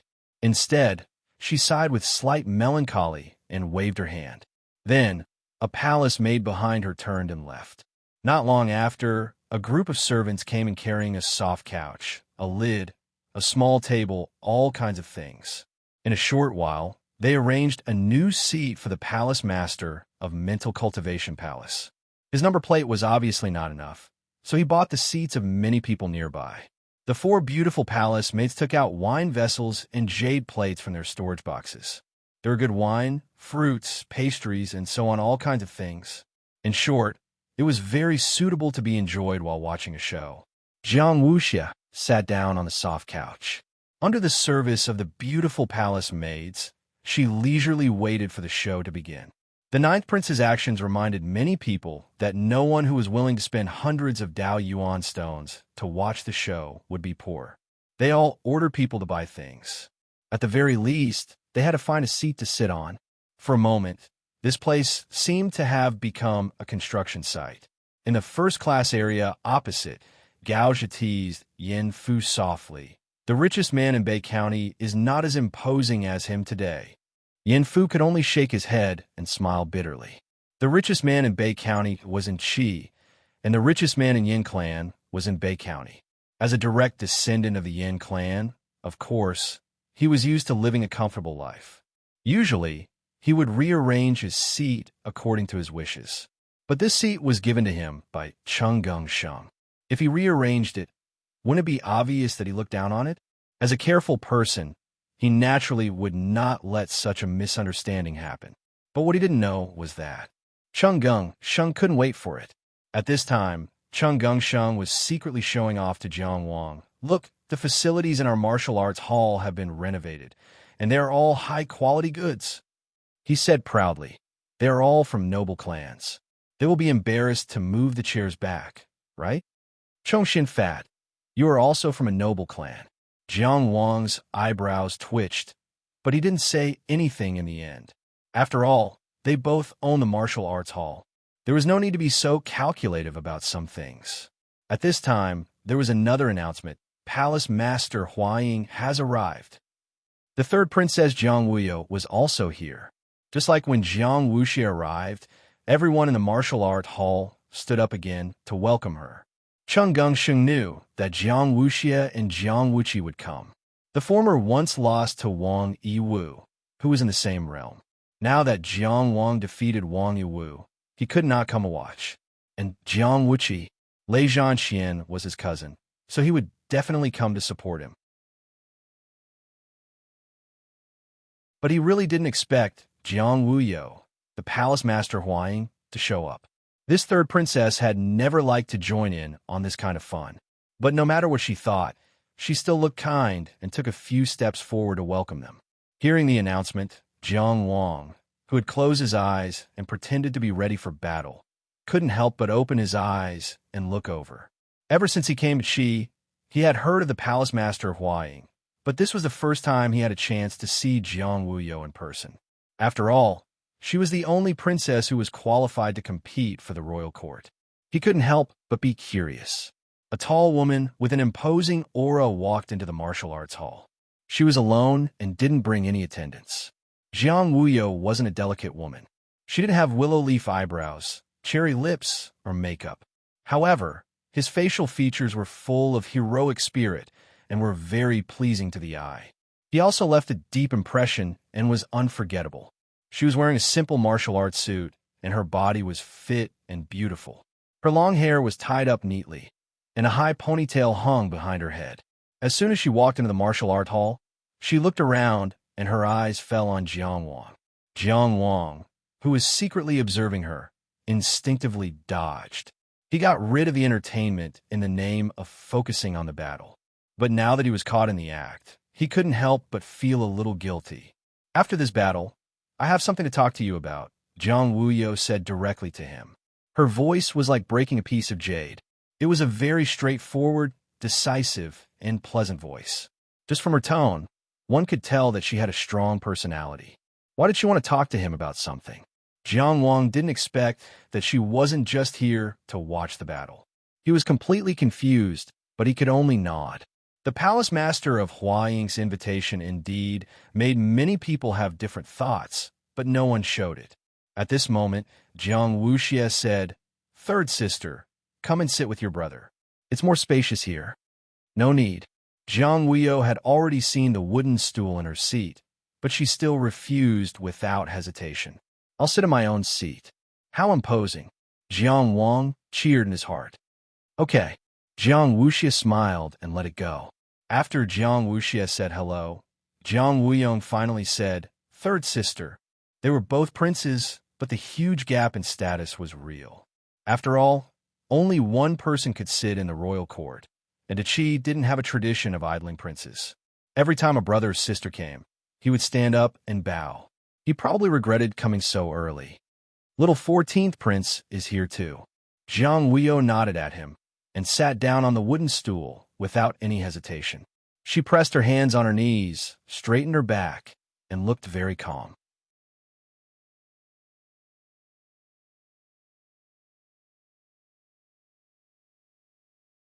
Chapter 550. The specific time of the battle was at noon. As the time approached, more and more people arrived. Why isn't he here yet? Is Lei Zhanxian too scared to come? Jiang Wuxia swallowed the grape in her mouth and said impatiently. She sounded like she was just complaining, but her voice was very loud. Chung Gungsheng quickly said, "Jiang Wang has been waiting for a long time. If the battle can't start because of the opponent, the money will not be refunded." Everyone laughed. Yung Genzuan was still in Jixia Academy. Wang Yiwu had been chased out of Linzi, and Chung Gungsheng was now very popular. No one would argue with him over such a small matter. The Longevity Palace Lord has arrived. At that moment, the 11th Prince of Deqi, Jiang Wuqi, and the other main character of the battle, Lei Zhanqian, arrived together. Draped in a white fox fur coat, Jiang Wuqi walked in gracefully, surrounded by a group of cultivators. Lei Zhanqian was beside him, walking side by side. Zhang Yong, who was from a prestigious sect, did not stand out among the crowd of cultivators. Gong Sunyu, whom Jiang Wang had met at Yunwu Mountain, did not come along this time. Jiang Wuyong stood up again with everyone else present. Only Jiang Wuyo remained seated. Jiang Wuxia leaned lazily and ate another grape. Everyone, there's no need to be so polite. I'm just here as a guest. Jiang Wuqi calmly greeted everyone and asked them to sit down. Many people could not help but discuss after sitting down. The 11th prince had also arrived. Of the 4 people most likely to become the future emperor of Deqi, 3 had already arrived today. Only Crown Prince Jiang Wuhua was left. This battle was too extravagant, but the environment was not suitable for it. 11th brother Jiang Wuyong greeted again. Wuyong, Jiang Wuqi replied cordially, then looked at him carefully. I haven't seen you for a few days. You've become thinner. He turned around and instructed, didn't a batch of tonics from Jing country arrive a few days ago? Choose some good ones and send them to the 14th prince's residence tomorrow. You did lose some weight. Jiang Wuyong was touched. Brother 11, you have to take care of your body too. Even though he was a member of the imperial family and was used to seeing treacherous people, he knew that Jiang Wuqi was not being hypocritical. All right, Jiang Wuqi smiled warmly, then turned to greet Jiang Wuyo and Jiang Wuxia. 3rd sister, 9th brother, I didn't expect to meet you here today. And 14th brother, we haven't watched a play together for a long time. That's right. There's no time like the present, Jiang Wuyo said. Jiang Wuxia smiled and said, we're not here to watch a show today. Your cousin is going to fight. It won't look good if he loses. You don't have to worry about that, Lei Zhanqian said coldly. He had heard that Jiang Wuxia had openly suspected that he wouldn't dare to come. He was still angry when he thought about it. As soon as he received the letter of challenge, he rushed to Linzi overnight. However, he spent most of his time looking for the Wudi martial arts practice hall. Even with the Lei family's influence, they couldn't find it after searching for a long time. He even suspected that the letter of challenge was written in the wrong place. He even planned to send someone to Zhenggenjia to ask.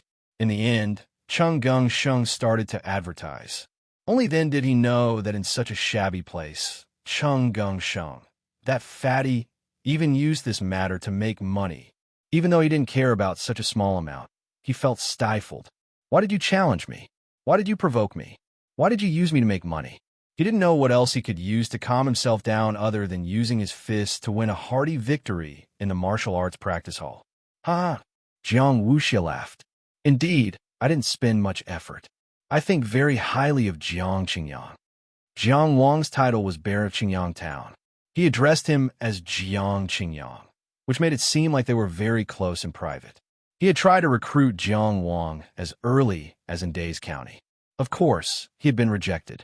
However, he deliberately created a sense of closeness to let Jiang Wuyo and Jiang Wuqi know that it was difficult and retreat, especially since Jiang Wuyo had just asked Jiang Wang to talk privately.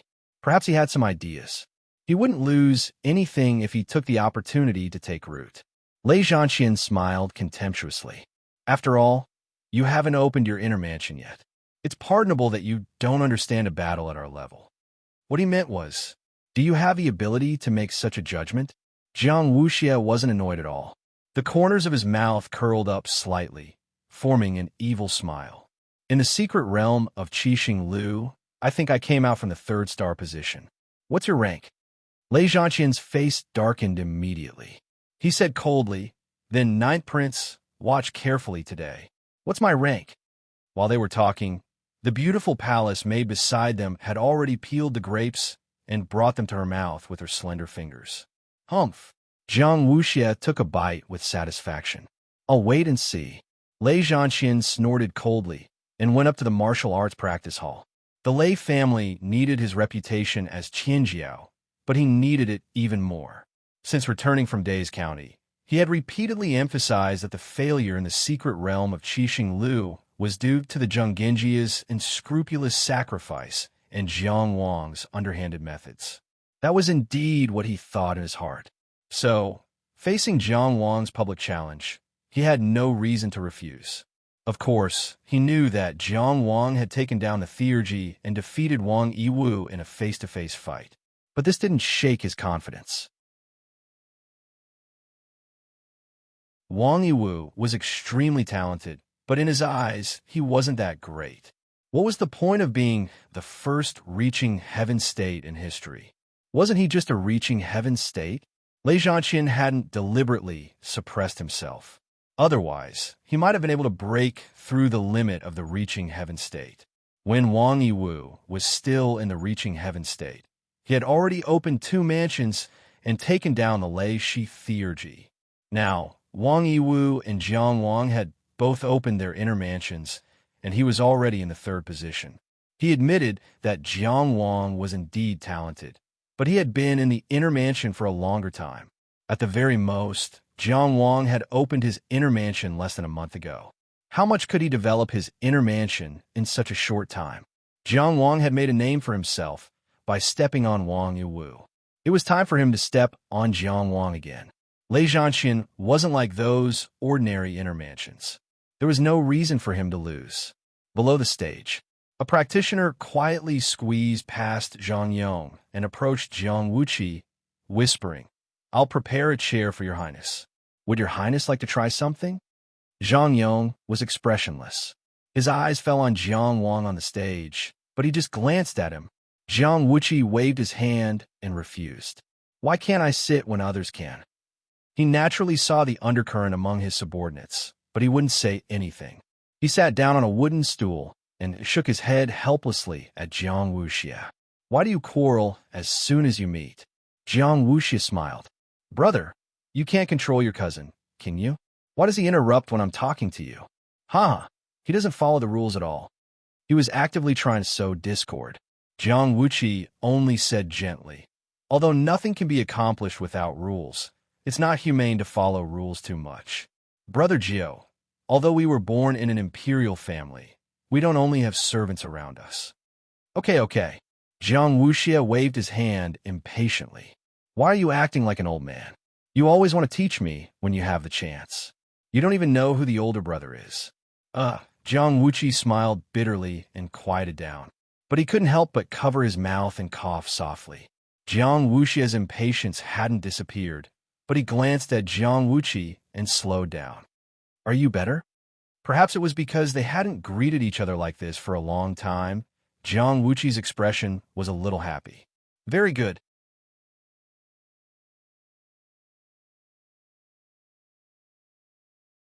Chapter 551. 10 days ago, in the great illusionary land, Jiang Wang and Zhuo Guangshu faced each other at the sword conference. "Sit down and talk." Jiang Wang sat on the ground and said. Zhuo Guangshu looked around and didn't move. In the great illusionary land, there was no concept of cleanliness or filth, but he obviously couldn't accept sitting on the ground. But if he sat and stood, he would seem condescending and impolite. In the end, he squatted down. "What's the strongest point of the opponent you mentioned?" Zhuo Guangshu asked. He was a very simple young man. Jiang Wang would spar with him from time to time under the excuse of practicing Taoist techniques. They became familiar with each other and occasionally discussed cultivation problems together. For Jiang Wang, the knowledge of these disciples was very helpful. He hungrily absorbed all the knowledge he could to lay a solid foundation for himself. Of course, at this point, his experience and knowledge could also be of help to the other party. But he and Zhuo Guangshu never talked about Zhuo Guanglia. "Leishi, do you know? It's called the One Seal seals heaven and earth, and I'm the master of thunder and lightning," Zhuo Guangshu said directly. "Are you from the Lei family of Qi? I heard that they have a genius who can control the Lei Shi. Jing also has a genius who can control the Lei Shi, but he's very old. You can't afford to offend him." "Well, there are only 2 famous ones. I don't know about those who aren't famous." Coming from a top family, he was indeed very knowledgeable. Jiang Wang was very surprised. Jing and Qi, one in the north and one in the east. Chu is so far away, but you still care about them? He wasn't surprised that the Zhuo family could collect this information, but that in his opinion, a young man like Zhuo Guangshu shouldn't know much about the world and shouldn't care about the talents of other countries. It's mainly the young talents of other countries that I need to care about. This wasn't a big secret, so Zhuo Guangshu said directly, I have to prepare for the Yellow River Conference. Yellow River Conference? Jiang Wang was confused, but Zhuo Guangshu obviously misunderstood. When the time comes, we may be able to face each other in the modern world. His expression showed that he was eager to try. Obviously, he was looking forward to the battle with Jiang Wang in the modern world. Jiang Wang temporarily put aside his doubts and prepared to ask Cheng Gongsheng about it. Then, do you have any ideas on how to deal with Lei Shi's divine ability? It depends on the person. It all depended on how he used it. What was his strongest performance in battle? Just tell me what you know. Jiang Wang recalled the battle in the life and death chess. He used the thunder art to manifest the killing intent of heaven, earth, and man, to punish on behalf of heaven and earth.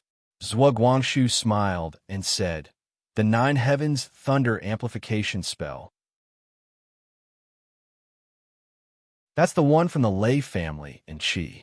You are on Qi in the modern world. Jiang Wang said helplessly, I wasn't planning on hiding it from you anyway. How dare you, Zhang Linchuan? Let's talk business.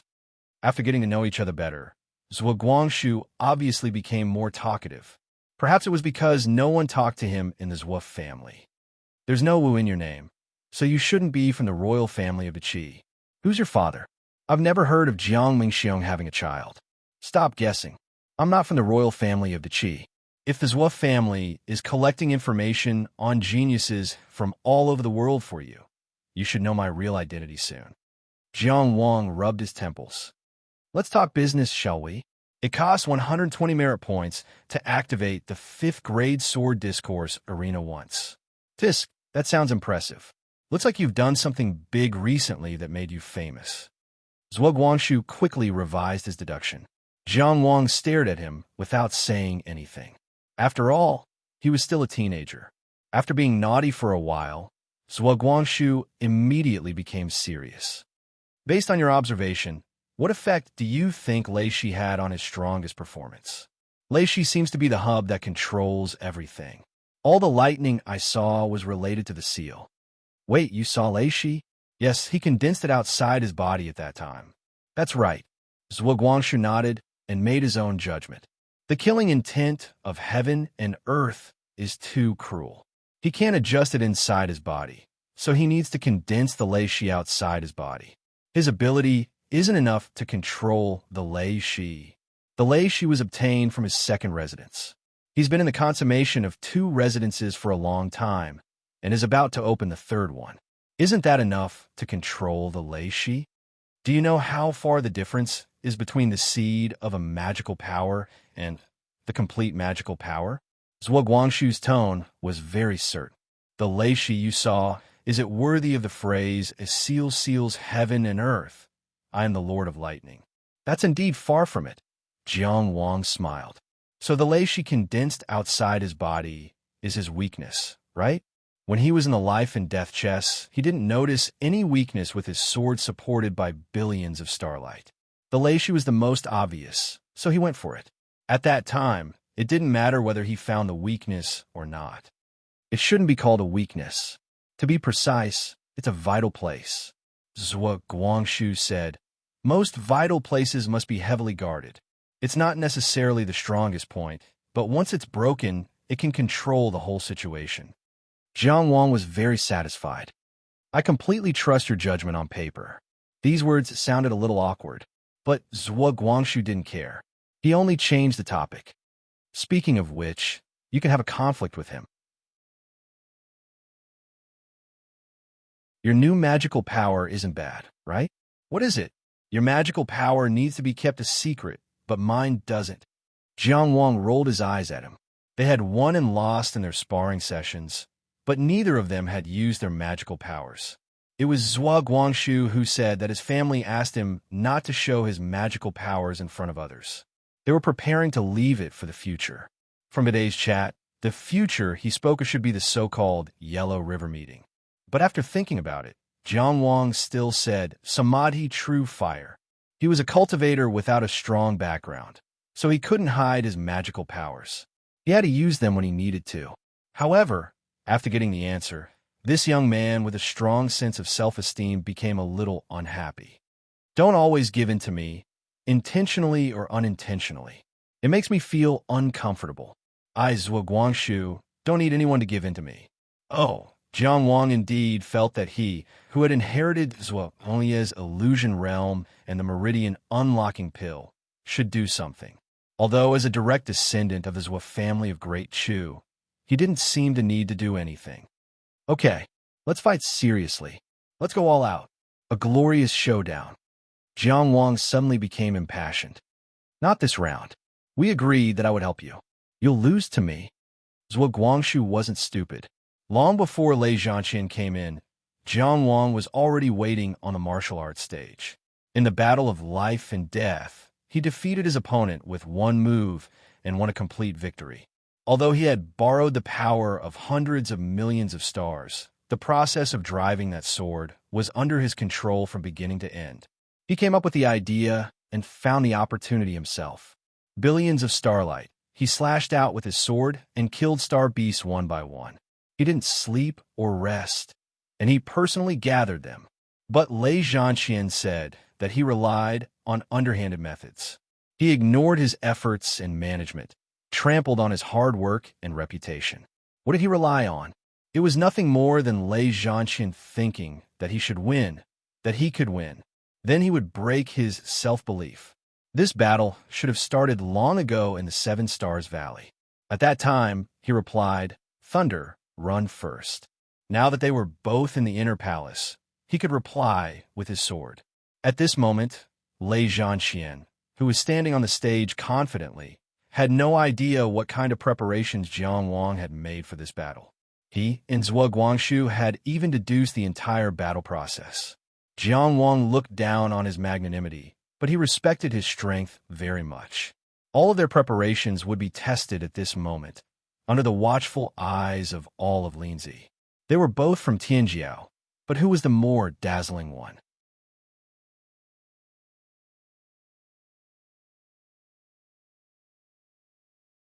Chapter 552.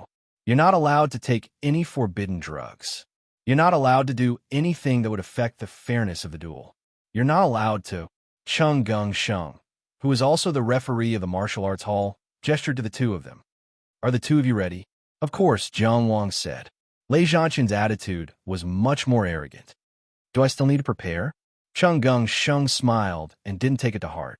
I'll make it clear first. The purpose of this public duel is to determine the winner. Once the winner is decided, the duel will end. It shouldn't involve life and death. However, swords are merciless, fists and feet have no eyes.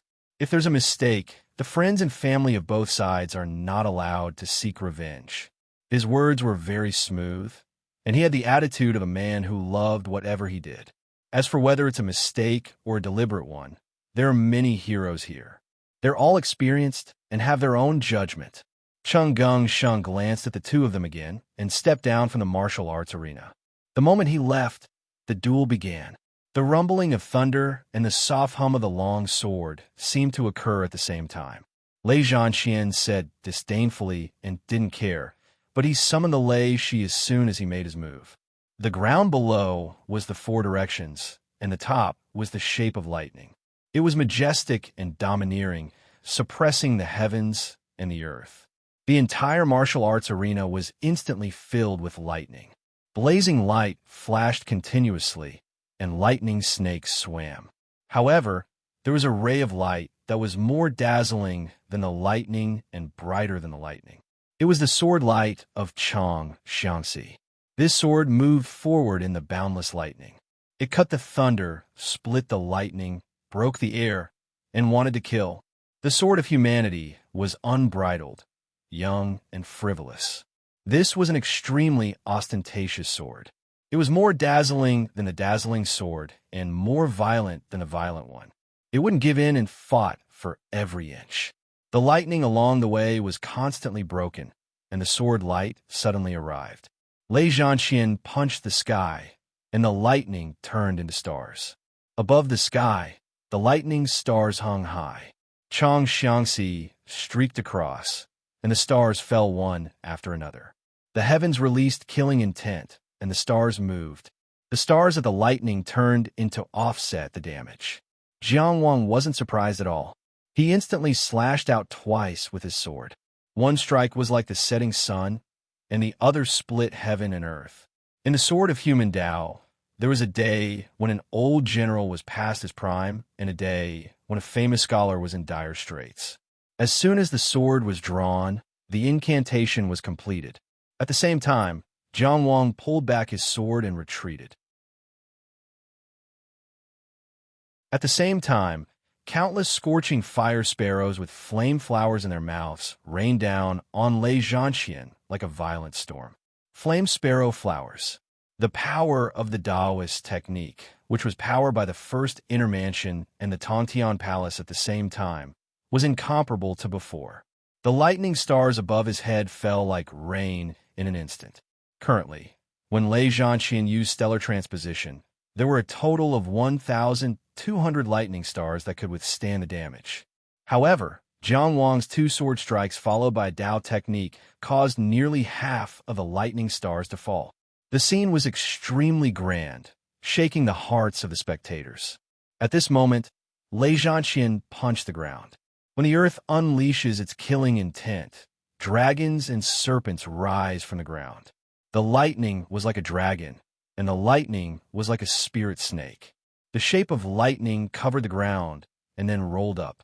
It pounced on Jiang Wang, biting and devouring him. Lightning was a star hanging high in the sky, and lightning was a sea of lightning everywhere. In an instant, Jiang Wang was surrounded by lightning.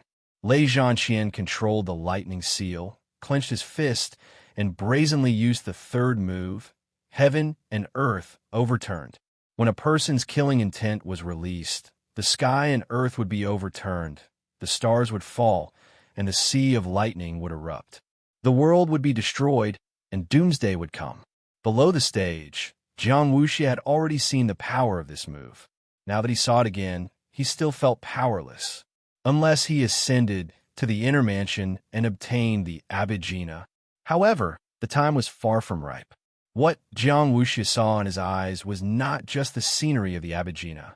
Now was not the time to ascend. Jiang Wuxi watched the battle quietly. He did not say anything, and his face was expressionless. However, Jiang Wuyo's eyes were full of fighting spirit. The three moves that evolved the killing intent of heaven and earth were indeed ingenious. It made him excited. On the martial arts stage, the focus of everyone's attention, Jiang Wang jumped up. Facing the hundreds of lightning stars that were falling, he rushed up. The sea of lightning that erupted below him was chasing him. It was as if he was the only youth in the world. Everywhere was raging lightning, and he was drifting among them. Therefore, the third move of the human Tao sword, the sword involuntarily appeared. Even when he was at his weakest, he still struggled. He lightly pierced the sky with his sword. The especially weak but incomparably strong sword light pierced. Stars shattered bit by bit, but he turned back. He turned back in the shattered light of the lightning stars. His left hand pressed on the seal between the lightning stars and the sea of lightning. The scene seemed to freeze. At that moment, the lightning stars fell from the sky, and the youth met them with his sword. On the ground, the sea of lightning erupted. The youth actually turned back, as if he would be drowned by the sea of lightning in the next moment. But his hand pressed on the lightning seal. All the lightning was emitted from here, and all the lightning moved through here. Jiang Wang rushed to the east and west, as if he wanted to divide the lightning and sweep away yin and yang. But in fact, he had been approaching the lightning seal to capture it. At the same time as he waved his sword to pierce the sky, Lei Zhanxian urgently drove the lightning dragons and lightning stars to overturn the world quickly and end Jiang Wang with the lightning apocalypse. The lightning seal was thus captured by Jiang Wang. Therefore, he let the sword light soar into the sky, but he turned back and pressed. This action was very risky because if he couldn't succeed in turning back, the unfocused sword move would be instantly crushed by the lightning stars, and Jiang Wang wouldn't even have a chance to counterattack. But Jiang Wang still chose to do so. Decisive, firm, and confident. To be precise, only Jiang Wang's left index finger pressed on the lightning seal. A finger with a flame on it. The bean-sized flame was pressed on the lightning seal and burned with a bang. True samadhi fire. This fire was the gathering of the spirit, the gathering of the essence, and the gathering of the chi. Samadhi was one, and nothing could not be burned. The sea of lightning on the earth was burning, and the lightning stars in the sky were also burning. The true samadhi fire burned directly on the lightning seal and led to all the lightning. The world of lightning became a world of fire. The lightning that destroyed the world turned into the fire that burned the world. The audience below the stage were all dumbfounded. This was a scene of extreme destruction, but it was also a beautiful scene. At this moment, when all the destruction was happening, a figure stepped onto the martial arts stage and into the apocalypse of fire. He appeared beside Lei Shi. A thin hand gently separated Lei Shi and Jiang Wang's fingers. A young man wearing a white fox fur coat. Jiang Wang's index finger was pressed against his palm. The bean-sized, true samadhi fire was still burning, but he seemed to be unaware. "Stop," he said. "I admit defeat for him." Jiang Wang withdrew his finger and, at the same time, turned around and grabbed. This time, all the flames in the world were caught by his palm and extinguished in his palm. The martial arts stage was clear and bright, and the scene of the apocalypse was just an illusion. It was as if nothing had happened. However, the lightning seal floating in the air had shrunk, but the result was clear. Less than 20 breaths.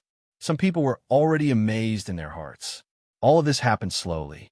But from the moment the two of them started fighting to the moment Jiang Wuqi admitted defeat for Lei Zhanqian, only 20 breaths had passed. "Wuqi, why did you admit defeat for me? I had a chance just now." Lei Zhanqian's face was gloomy, and he looked very dissatisfied. "Cousin, of course I know." As Jiang Wuqi spoke, he grabbed the lightning seal and gently patted Lei Zhanqian's body, pressing it back into the inner mansion. He said, "But if we continue fighting, it will be too intense, and I'm afraid it will affect everyone. There's so many people here today, and we probably can't protect them all. They're all the pillars of the Qi, and it's not good to hurt anyone." Below the stage, Jiang Wuqi's eyelids couldn't help but twitch when she saw Jiang Wuqi's actions.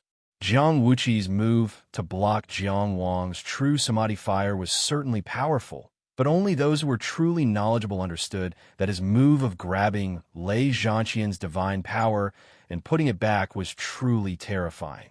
Even Jiang Wuyo, who didn't move at all, suddenly stood up.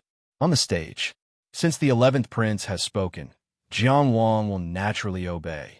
Jiang Wang only smiled, and then put his sword back into its sheath. Did Lei Zhanqian really have a chance, just now? Without Jiang Wuqi, his lightning seal would have been destroyed. This person's stubbornness was probably due to his divine power.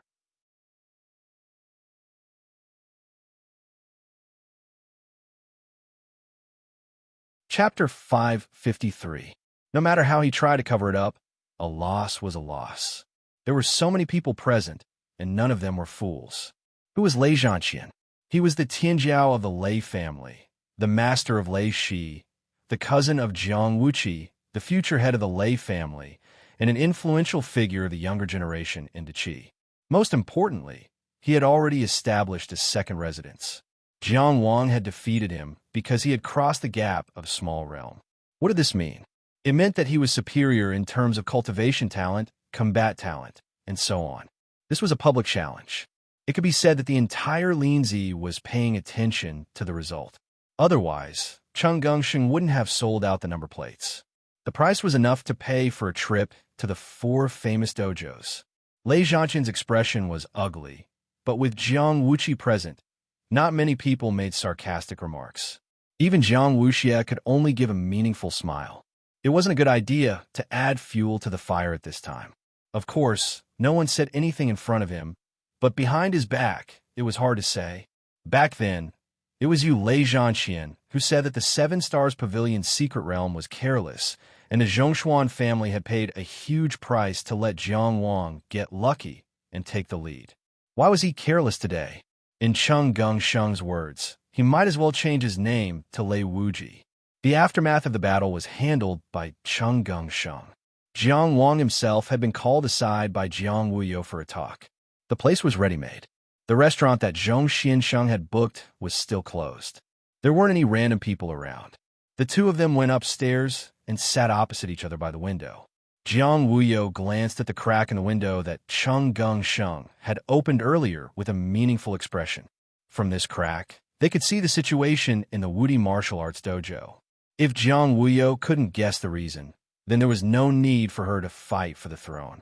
Even though this was Cheng Gengsheng's doing, Jiang Wuyo clearly saw them as jackals of the same tribe. Jiang Wang reached out and pushed open the entire window. This way, not only could they maintain the privacy of the conversation, but they could also avoid gossip. Of course, he didn't want to say that he was trying to cover up the awkwardness. What business does the third prince have with me? You're going on a long journey? Jiang Wuyo asked. Jiang Wang was stunned for a moment. He didn't know how she could tell, but he didn't ask. He only said, "It is true that we have to leave Qi Jing temporarily." Jiang Wuyo nodded and changed the topic. In today's battle, Lei Zhanqian's strength isn't inferior to yours. He's just not as well prepared as you, which led to him being led by the nose throughout the entire battle. Your Highness, Jiang Wang smiled. After leaving Dezhou County, Lei Zhanqian had plenty of time to prepare before today's battle. His meaning was obvious. If he wasn't well prepared, then who was to blame? Jiang Wuyo sat across from him. His handsome face was bathed in the light outside the window.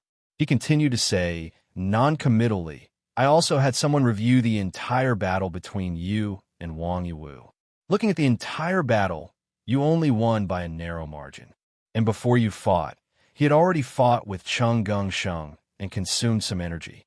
Wang Yiwu is proud and arrogant. He will come to you sooner or later." Jiang Wang was already impatient, but he still maintained respect for the master of Huaying Palace. He reached out to pick up the teapot and refilled Jiang Wuyo and himself.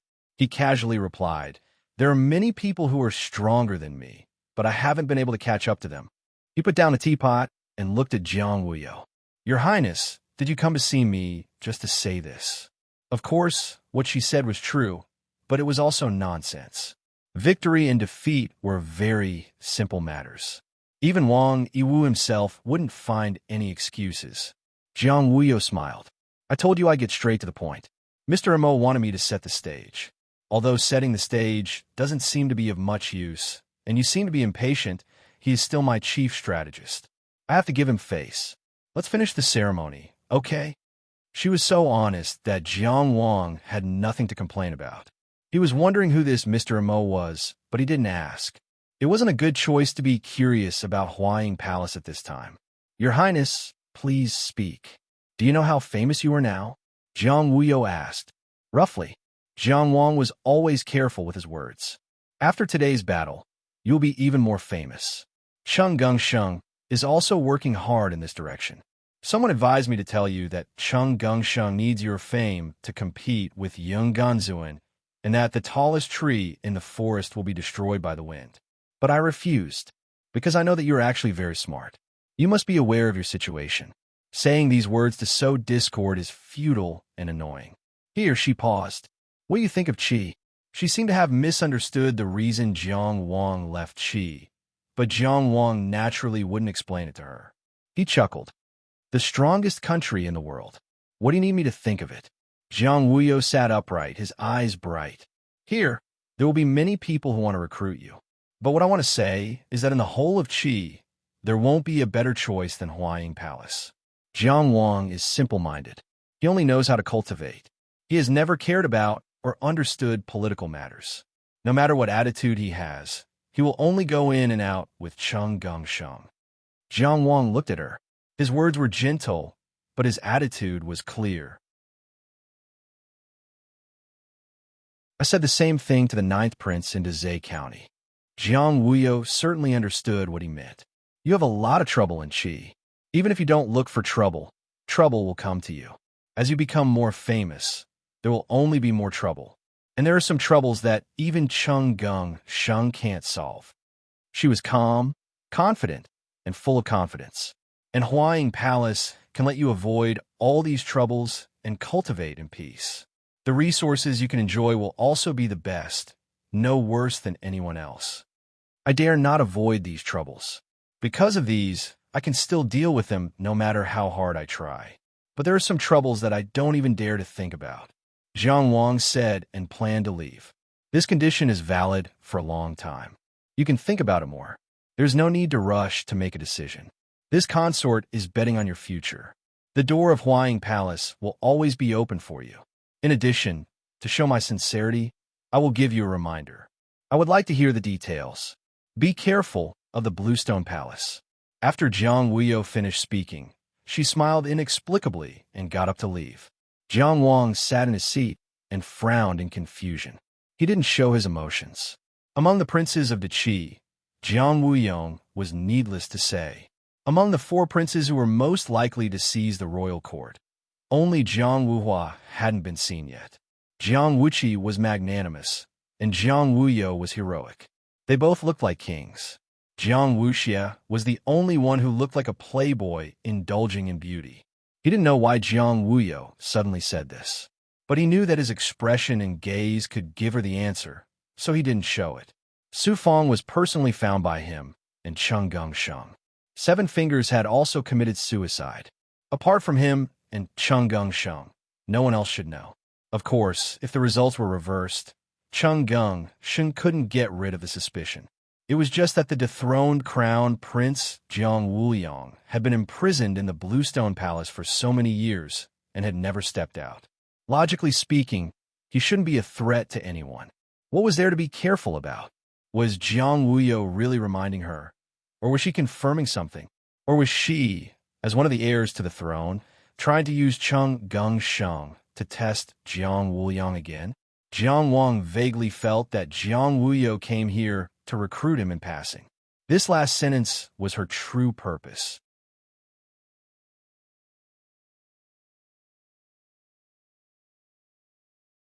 Chapter 554. Be careful of the Bluestone Palace? In the Xiaomao mansion, Cheng Gung Sheng waved his hand as if he didn't care at all. Whoever wants to worry can go be careful. Jiang Wang felt that he should pay more attention because they really did use Su Fong's death to stab Jiang Wuyo in the back. So he said, I don't think Jiang Wuyo is such a boring person. Of course, Cheng Gung Sheng said, I completely believe that these are not casual words. I also completely believe in Jiang Wuyo's strength and vision. There may be many deeper meanings in this, but why should I care? If Jiang Wuyong doesn't plan to do anything, whatever I do now will be wrong. If Jiang Wuyong plans to do something, Cheng Gung Sheng pointed up with his index finger. His Majesty will naturally discipline him well. He's just a dethroned crown prince. What does he want to do? When it comes to being careful, Jiang Wuhua and Jiang Wuyo should be more careful than me. Cheng Gung Sheng immediately grasped the essence of the problem. Yes, there are people more afraid of Jiang Wuyong than Cheng Gung Sheng. Jiang Wuhua, Jiang Wuyo, these princes and princesses fighting for the throne, and even the Qi Emperor himself. So there was no need to guess Jiang Wuyo's thoughts. He could just pretend he hadn't heard. If he followed Jiang Wuyo's thoughts and guessed and acted, he might be led in an unpredictable direction. None of these princes and princesses who were qualified to fight for the throne could be underestimated.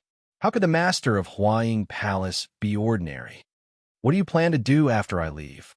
Jiang Wang asked. What else can I plan? I'll put aside the business and concentrate on cultivation, Cheng Gung Sheng said. He had always been clear-headed. He knew what he wanted, what he could have, and what he needed. Right now, he had completely overwhelmed Zhong Xianzun in terms of the management of his forces. As the benefits were gradually tied together, he believed that more and more people from the Zhongxian clan would lean towards him. Until now, if there was any obvious gap between him and Yung Genzuin, it would be cultivation. In the end, in the transcendent world, the strong were revered. Momentum was power, and power was also momentum. If Yung Genzuin could cultivate to the ascension stage, there would be no doubt that he would become the next patriarch. This period of time was the time for him to put everything aside and focus on cultivation. At the very least, he had to reach the consummate stage of the soaring dragon realm first, leap into the divine ability inner palace, and catch up to Yung Genzuin's great realm. This was the direction that maximized his value. Of course, he wouldn't make the wrong choice. Then you can always practice with me. Although I'm not in Linzi, I'll be waiting for you in the great illusionary realm. Jiang Wang said very sincerely. Ah! Cheng Geng-sheng put on a fake smile and said, I'll definitely do it next time. Wanting to take advantage of him was truly very difficult. It's good that you have a plan in mind, Jiang Wang said, then looked at the room he had lived in for so long. I should go. Wait, take this with you. Cheng Geng-sheng took out a green waist token and handed it over. This waist token was made of wood, but it wasn't light. It was very thin, and when he held it in his hand, it felt as if it were cast iron. The waist token was completely green. In the middle of the front, there was a large arrestor character engraved in white. The choice of color probably meant pure, and the small characters below said, summoned by the capital city's patrol inspector office. The capital city's patrol inspector office was the Northern Yamen, and this waist token was the famous blue metal. Holding this waist token meant that one was a blue metal arrestor of the capital city's patrol inspector office. Jiang Wang turned it over, but didn't find his name or code name on the back. There was only a fifth character in the lower right corner, which meant that the holder of this blue metal was a fifth-rank arrestor who had solved an intermansion case. Don't look at it. Cheng Geng-sheng's eyes were very small, but he liked to roll his eyes. It's just temporary. Because it was temporary, it was impossible to engrave his name on it. What's this for? Because of Zheng Shangming, Zheng Shi owes me a favor. He is only loyal to his majesty. With his current position, if you don't ask him to return the favor, he will think that you are relying on him. It will only increase his suspicion. So I asked him to get me this Azure Flight token.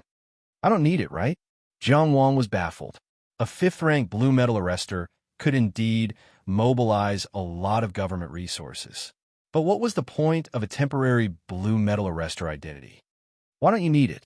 You participated in the investigation of Zhao Xian's assassination and hunted down the murderer. Of course you need an identity. Wait, what Zhao Xian's assassination? Jiang Wang became more and more confused, but he suddenly thought of the problem. The doctor from the Ministry of Rights, who was stabbed to death? You want me to hunt down the murderer? What a joke. Was Yingguan someone he could hunt down and kill now? Cheng Geng-sheng looked at him calmly. Jiang Qingyang, as one of the few Tianjiao figures of the Qi's younger generation, isn't it normal for you to work for the Qi and hunt down this group of killers who committed crimes? As soon as the fat man emphasized the Qi, Jiang Wang's brain turned. You're right. When a Tianjiao figure suddenly left the country, it was easy for people to make bad associations. But it was different if he had a mission on him. This was also the reason why Cheng Geng-sheng specifically asked Zheng Shi for a blue medal. He didn't really want him to hunt down Yingguan. Cheng Geng-sheng wasn't that arrogant, and he didn't want to kill Jiang Wang. But when it came to hunting, it was very reasonable to go in the wrong direction and lose track of the target. Maybe Jiang Wang lost track of him and even ran all the way to the Yun Nation. But his actions were very reasonable. Who asked the killers to run around the world? In essence, Jiang Wang's trip to the Yun Nation wasn't a big deal. Cheng Geng-sheng was just helping him fill in the loopholes so that people who wanted to attack him from the political level couldn't find any loopholes. Also, Cheng Geng-sheng took out an exquisite jade bottle. This is for our sister. This jade bottle was even engraved with array patterns. Its value was beyond doubt. Cheng Geng-sheng hadn't been seen for a long time. It turned out that he went to get this treasure. The jade bottle contained an earth essence great pill. In terms of value, Sheng couldn't even use up all the income he got from the Woody martial arts practice hall. It was really a priceless treasure. The relationship between Jiang Wang and Sheng had long passed the point where they pushed each other. He put away the jade bottle directly. He was touched, but he only said, "This gift is okay." Sheng deliberately put on a flattering smile. "It's good that it can satisfy the famous brother Qingyang." Jiang Wang smiled. "I'm leaving." He accepted the gift, stood up, and walked out. Sheng didn't see him off. He defeated Wang Yiwu in the same realm. He defeated Lei Zhanqian, who was one realm higher. After these two battles, Jiang Wang's name had truly spread throughout the state of Qi. He was also in the sights of various forces in Qi. The reason why not many people came to recruit him was that Zheng Genjia was enough of a deterrent. Secondly, people like Jiang Wuyo and Jiang Wuxia, who had the potential to become the empress, stopped many forces at the door. The name Jiang Wang became the new target of many geniuses. He became the dream man of many girls. However, while everyone was watching, Jiang Wang had already packed up and left quietly in the midst of the heated discussion in Linzi City. He was unknown when he came, but when he left, he was famous throughout the country. However, all of them were single-handedly wielding a sword. The first place Jiang Wang chose to stay after leaving Linzi City was Nanyao City in Qiang County. It was the territory of his good friend Lian Ke, the place where he made Changxiangxi. Of course, because of the blue metal, he had to go to Beijing first. You're tuning into the Warrior Lore YouTube channel. Don't forget to subscribe and join us on this journey to catch the most captivating stories.